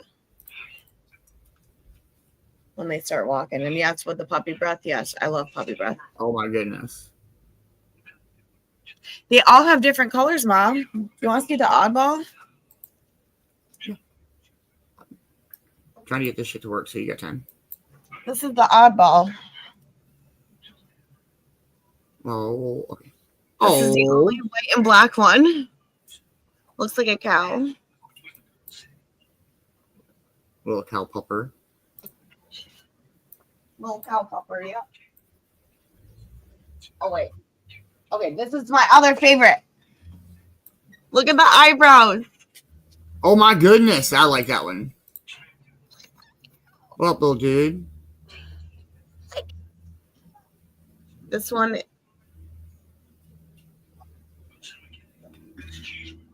A boy. Okay. What up, little dude? Yeah, the eyebrows are so fucking cute. You like the white one box, man? So does the little pack. Take them. You can have them for free. They will have their shots and everything. You get them for free. I know, I love you. And there's a Morgan. Morgan's like, this is no fair. Everybody's talking about puppies. She's like, what about me? You the puppy, huh? You biggest puppy ever. We can't forget you, Morgan. Ever. Okay, but I don't want you up here. I'm sorry. Can you get down? Yes. One morning I will have, as long as Beanz is okay with it, one morning I'll show off all 10 puppies. Yeah, absolutely. Definitely. Absolutely, definitely. We have time. If this isn't gonna work, then I'm just gonna have to do it the old way, which is fine. Right? I wish.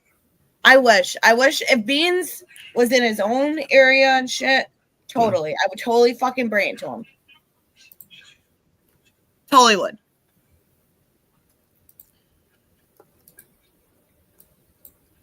Because I think Morgan would be fucking amazing with a puppy. Yeah, I think she'd have fun with that. Hey, it worked. Puppy power, absolutely, Dominic. All right, we're gonna go with a Dr. K this morning.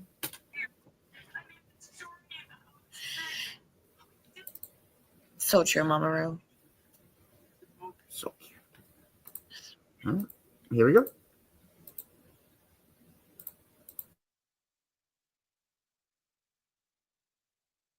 I want to talk to y'all today about why logic is not effective at treating depression.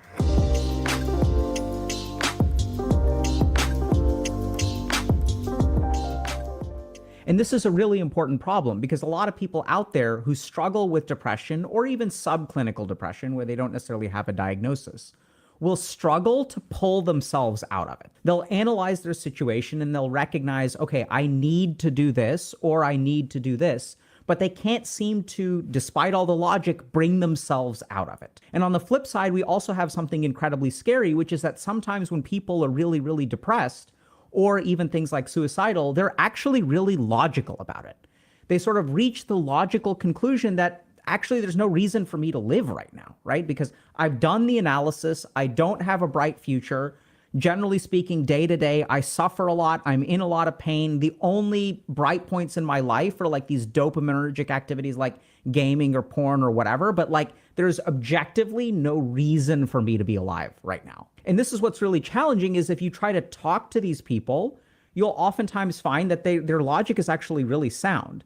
And even in the cases when it's not really sound, you can try to convince them otherwise, but it seems like you sometimes hit a brick wall.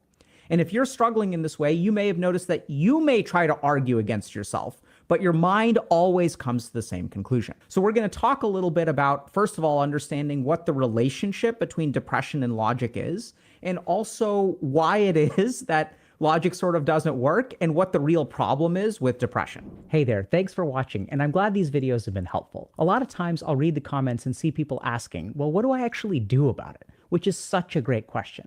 And unfortunately, my experience has been that the resources out there aren't actually that good at helping people create sustainable change, which is why I started HG in the first place. HG coaches are trained on a curriculum that integrates all of my understanding into what is motivation, what paralyzes us, and how to create lasting behavioral change. So if you're ready to take the next step, HG coaches are ready to build the life that you want. They've helped people build careers, find relationships, build networks of friends, discover what their passions are, and pursue their hobbies. So if this sounds like something that you'd be interested in, check out the link in the description below. And so what we're going to talk about today is the relationship between logic, depression, and even IQ. And what we'll sort of discover is actually a little bit bizarre. First of all, not only is it that logic doesn't really work for depression, but the more intelligent you are or the more logical you are, there's a good chance that your depression will actually get worse. Not only does it not work, it's actually fuel for the fire. So let's start by understanding the relationship between IQ and depression, because we tend to think about IQ as a positive thing, right? And this is sort of a situation where, like, generally speaking, the higher your IQ is, the easier life becomes. That's the way we sort of think about it, is that it's unilaterally a positive thing. But if we look at studies on IQ and depression, we discover something that's actually really bizarre, which is the higher your IQ is, the more likely you are to be depressed. So if you look at the general population, about 9.5% of people are depressed. There are some studies where researchers have looked at the top 2% of people in terms of IQ. So they took the smartest 2% of people in the world and they assessed how depressed they are. And if you're in the top 2% of people, you have a 36.6% chance to be depressed. We're talking about a 4-fold increase in risk of depression. And that's like absolutely insane, right? Like how on earth does that work? Even though these studies have some methodological problems, there's some really interesting supporting evidence on sort of understanding why is it that smarter people are more likely to be depressed. So there's a series of trials that really look at something called insight, which is your awareness of what your problems are. So what they sort of discovered is that if you have a debilitating neurological disease, like let's say you've got like ALS, right, which is Lou Gehrig's disease, or it's like a degenerative nerve disorder. If you've got Parkinson's or something like that, if you get diagnosed with something that's like really bad, like cancer, the awareness that you have, your ability to analyze and accurately assess your situation correlates with suicidality. So the greater your insight is, the more aware you are, the more suicidal you are. There are also situations where they've looked at diseases like schizophrenia, and they've also found that like when you have people with schizophrenia, the more aware of the problem they are, the more damaging the situation actually is, and the more suicidal they become. So that sounds kind of weird, but like let's kind of dive into a little bit of like, why is that? Why is it that IQ can worsen depression and kind of like worsen suicidality and things like that? So let's start by understanding, first of all, what do we mean by logic? We start with a set of assumptions, and then we take those assumptions and then we can run some kind of analysis and then we come to a conclusion. And generally speaking, the smarter you are, the more logical you will be, the more analytical you will be, and the more faith you will have in your analytical process. Because if you're smart and you are very good at logic, it becomes a useful tool, right? So we use logic to solve problems in life. And if logic comes to a particular conclusion, we trust that conclusion because it tends to work. So if I'm trying to figure out, okay, how do I get a better grade? This is what I need to do. I can kind of logic it out and figure out what the right move is. If I'm having trouble at work, I can run through an analytical process and I can figure things out. And the higher your IQ is, the more likely you are to become dependent on logic. Now, let's take a look at depression. So there's a lot of really interesting neuroscience which helps us understand like what goes on in the brain of someone who's depressed. And as we understand what happens in the brain of someone who's depressed, we'll start to see how that can impact logic and even hijack it. So the first thing to understand about depression is I sort of think about it as the autoimmunity of mental illness. So if we look at autoimmune conditions, we have this thing called the immune system. And the purpose of the immune system is to fight off infections, right? These are the soldiers of our body. In autoimmunity, what happens is these soldiers start attacking us. So if you look at things like allergies, this is a situation where there's a benign particle, which we're inhaling, and our immune system is like, this is the enemy, let's attack it.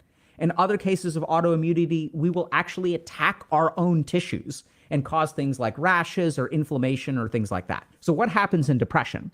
What happens in depression is our brain gets turned against us. So this is what's really terrifying, is the stronger our brain is, the worse the depression is. Because if you have a really powerful logical fallacy, but something in your brain has changed to always blame you or look at the negative or feel guilt or shame or whatever, it's going to leverage that brain against you. And this is why it's so hard to kick. So how does the brain actually do that? Let's understand a couple of things. The first thing in depression is we see that there is amygdalar hyperreactivity. What does that mean?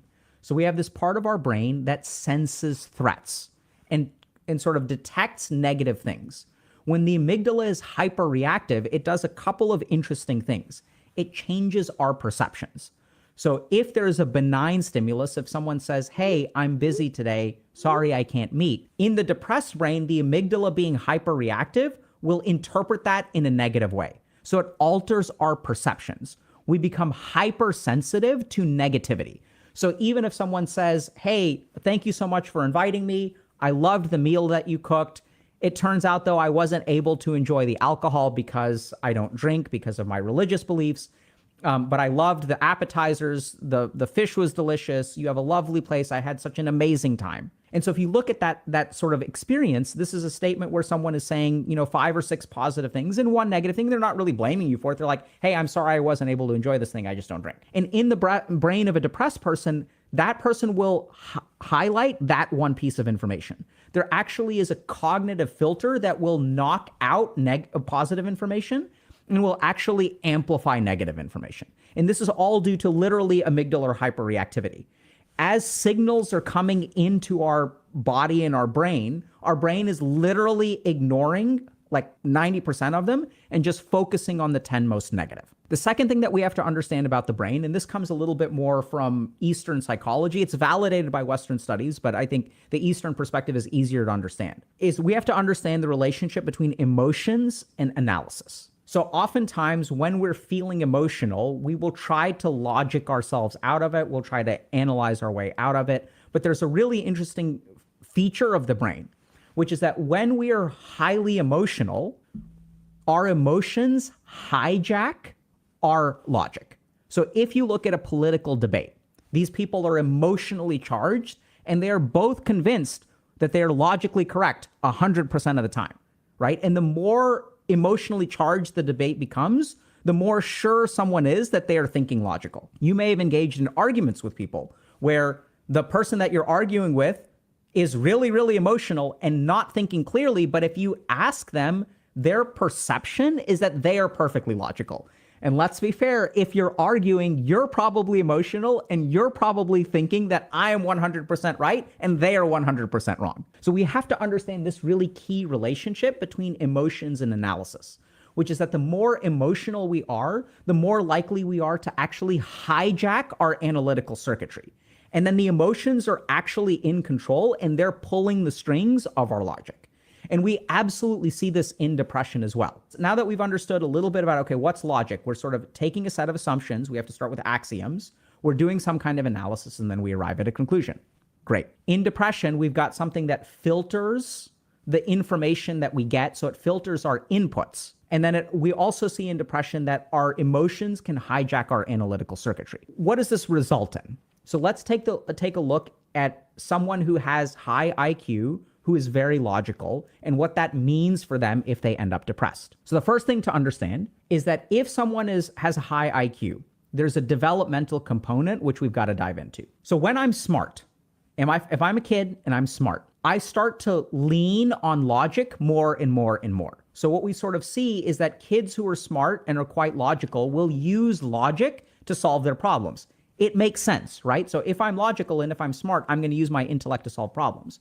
What that means, though, is that we tend to have underdeveloped faculties when it comes to emotional awareness and emotional processing. So if you look at kids who are very logical, they will use their logic to overcome their emotions. They will sort of set their emotions aside. They will sort of like suppress their emotions, and they'll approach things in a very cold and logical manner. That's just how we work. And the way that you can sort of think about this is if I grow up and I'm right-handed, and then what I'm going to do is I'm going to like learn, oh, this is a Sharpie, so I don't want that to fall off. And I start writing with my left hand, what is going to happen to my capacity to use my left hand? The better I am at writing with my right hand, the worse I will get at writing with my left hand. So this is exactly what happens in development, is that if we have something that we're good at, we lean on that a lot to the exclusion of other things. Now let's compare that to a child who does not have super high IQ. So if they can't use their intellect to solve every problem, what do they have to do instead when they approach problems? They have to use some of these other things like EQ or emotional quotient. They develop more emotional awareness. They sort of work with other tools, right? So if I've got an S-class IQ, I'm going to just be owning things right and left with my S-class IQ. I'm not going to use my B-level emotional circuitry. And so over time, I don't even level that stuff up. So the first thing to understand is that kids who have a high IQ will sometimes, in a weird way, have a low EQ because they just don't have that emotional development. This may also explain, for example, like if you're a smart person who's very logically oriented, like you may notice that you have like some deficits. Like there's some things in life that seem really harder to you, which you know people who are not as smart as you are, and they seem to have no trouble with it. And you're like kind of confused, like why, if I'm so smart, why is this so easy for other people and so hard for me? And then you sort of result in some kind of conclusion, which is that like IQ can be a curse. But if you ever say that to people, they're like, lol, cry me a river, like IQ is a curse. Oh my God, you're so smart. You think you're so smart. Ah, lol, right? So like no one ever actually listens to that. But that's actually the case. It's really bizarre, but it's actually the case. The second thing, which y'all may have already figured out, is if we are using logic, but our amygdala is shaping our perceptions, what that means is the assumptions that I start with are flawed. And this is the core of the problem in people who are depressed and why logic doesn't work. It's because the assumptions are incorrect. So you can run that analysis as much as you want to, but the assumptions are where the problem is. Because analysis and logic is completely separate from the faculty of perception, right? This is actually one of the things that I think is sort of missing in Western science. We don't really know how to like fix cognitive biases or perceptions. We sort of focus on, once we have a particular belief, how do we work with that belief? We're sort of focused on logic, but we're not focused on perception. So the biggest challenge with people who are depressed, they're logically correct, but they're operating from the wrong assumptions. And that's not something you can't logic yourself out of your assumptions, or it's very difficult. What you really have to do is change your perception. So if you start getting new inputs, it will start to change some of your logic, and that's really what needs to happen. But this is the key problem with like logic and depression, is that the information that you're starting with is fundamentally flawed and biased. So you can try to logic your way as many ways as you want.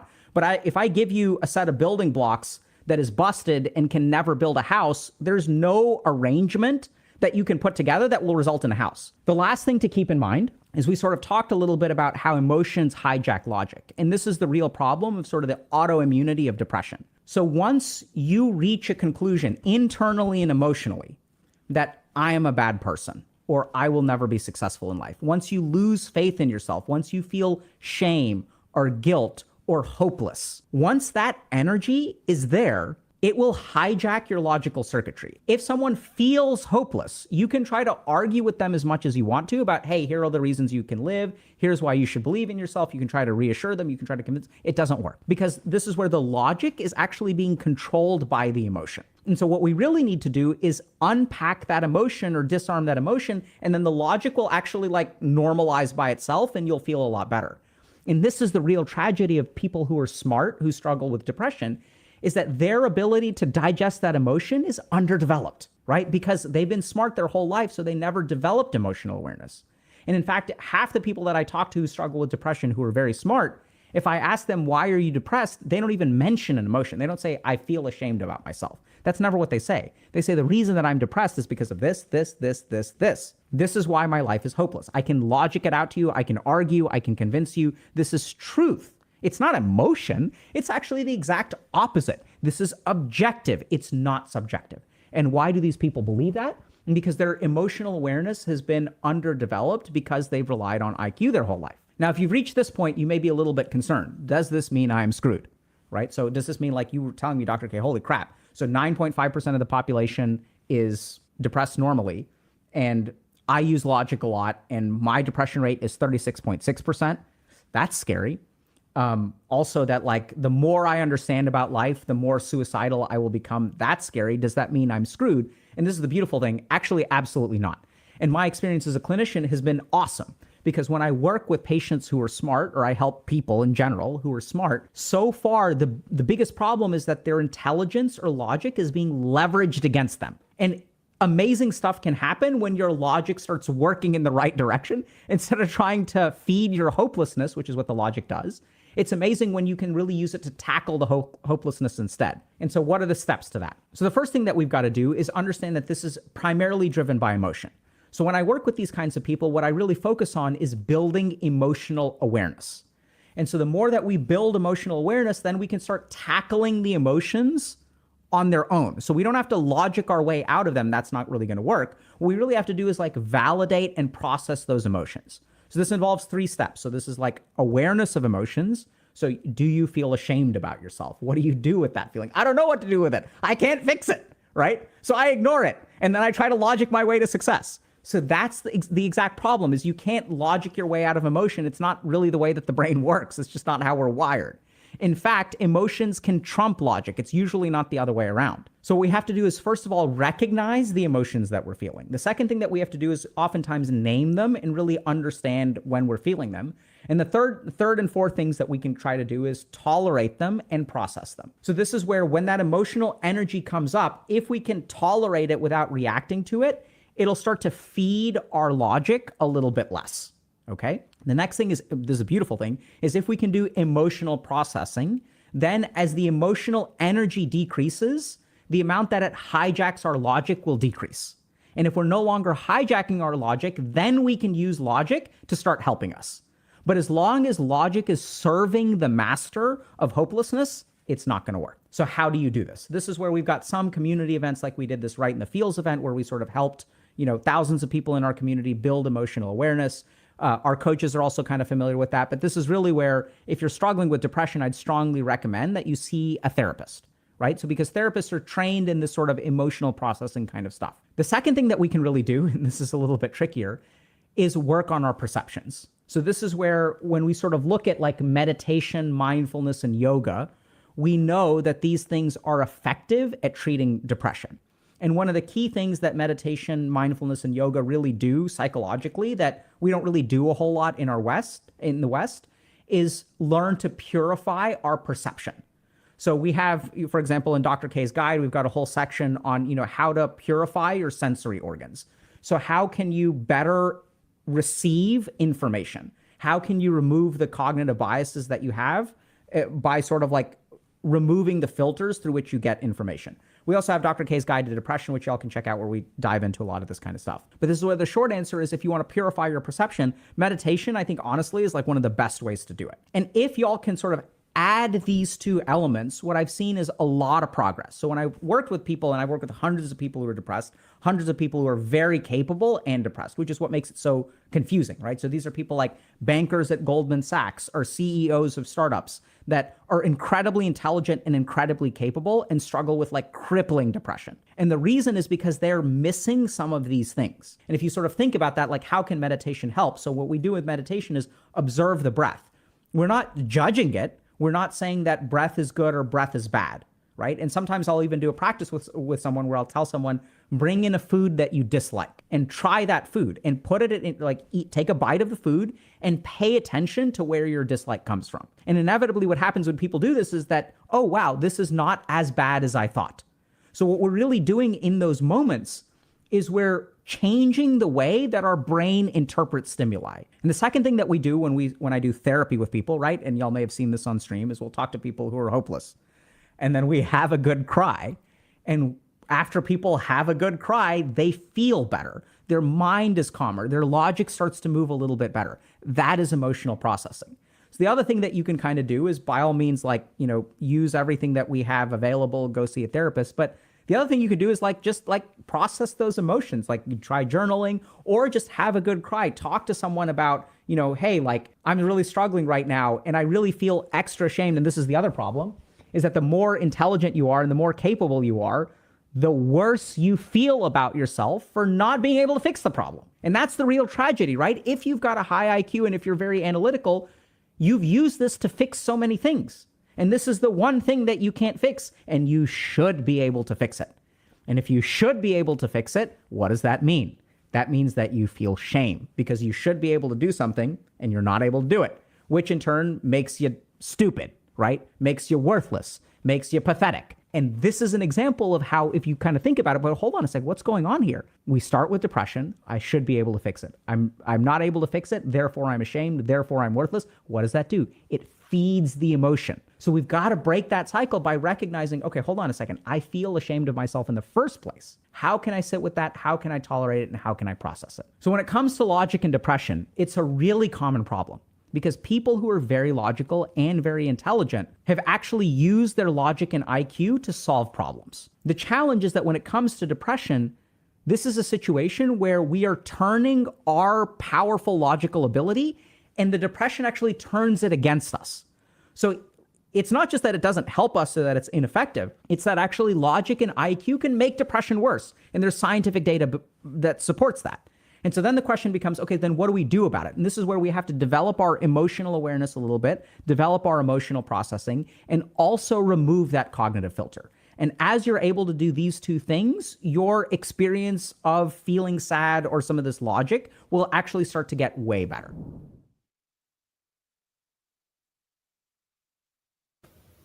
That was a really good one.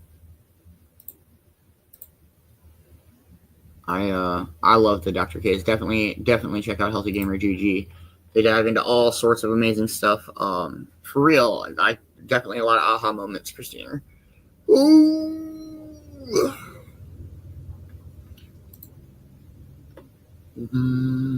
Yeah, I don't know. It's a pretty good morning. I'm excited for Token Tunes tonight. Don't miss out. We'll probably smoke one more and call it a morning. Let's go. Okay. All right. Cornbread? Sorry. All right. Much love, everybody. Thank you so much for tuning into the morning show. It's always an amazing motherfucking morning. Every morning. Let's fucking go. Sorry, my sister is fighting with Ryan. It's kind of funny. Anyways, make sure that you are following everybody you're interacting with. Make sure you're following everybody on the co-production team because you don't want to miss out what's going on. Definitely Token Tunes tonight. I can't fucking wait. Let's go. Much love, everybody. Stay lifted, stay positive, and I'll see y'all when I see y'all. Much love, everybody. I hope you guys have had a totally terrific Twisted Titty Tie-Dye Chirpy Taco Token Tunes Tuesday morning. I'm very excited for tonight. Don't miss out on the Token Tune anniversary. Yeah, great This Day in History. Great Dr. K. Great Timeline Tuesday. Guardians of Unity this afternoon. Don't miss out at 5 p.m. Eastern Time.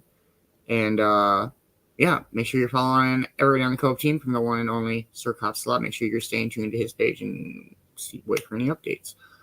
Make sure you're following the one and only Europe Entertainment. Don't miss out on any Europe Manigans every Sunday. Make sure you're following the one and only Michael Hugo Manbear. Don't miss out on any of the vibes he brings to the show. Make sure you're following the one and only Mac Productions. Don't miss out on any of the music he's got going on.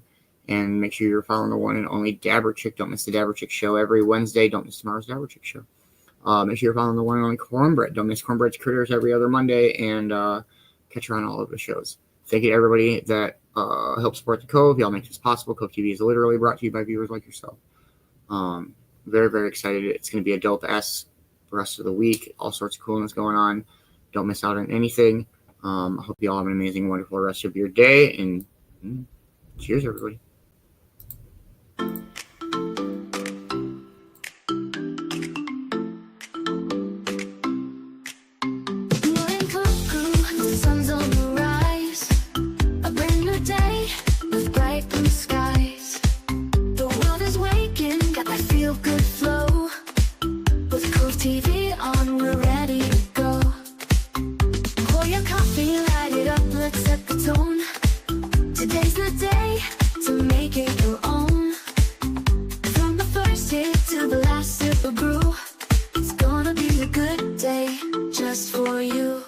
It's gonna be a good day. Can you feel that beat?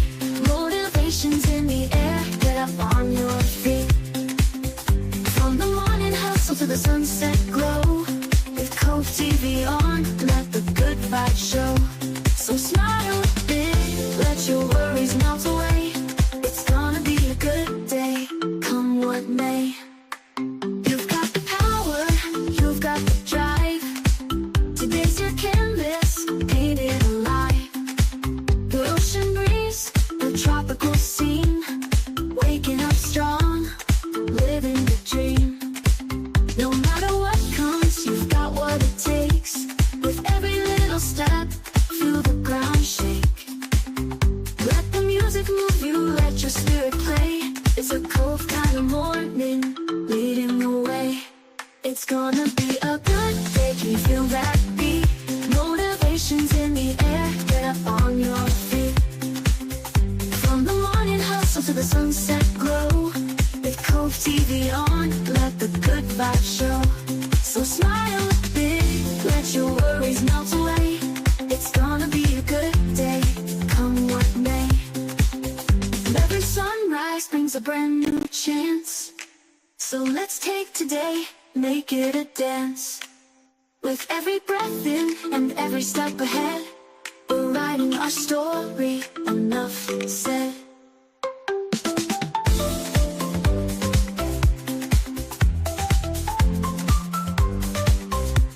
It's gonna be a good Congratulations in the air, get up on your feet. From the morning hustle to the sunset glow, with Cove-TV on, let the good vibe show. So smile big, let your worries melt away. It's gonna be a good day, come what may. So rise up, Cove crew, let's make it bright. Positivity shining, everything's right. It's gonna be a good day, let's seize it true. With Cove-TV mornings, it's all about you.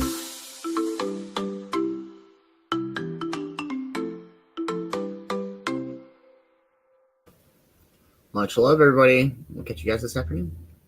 Much love.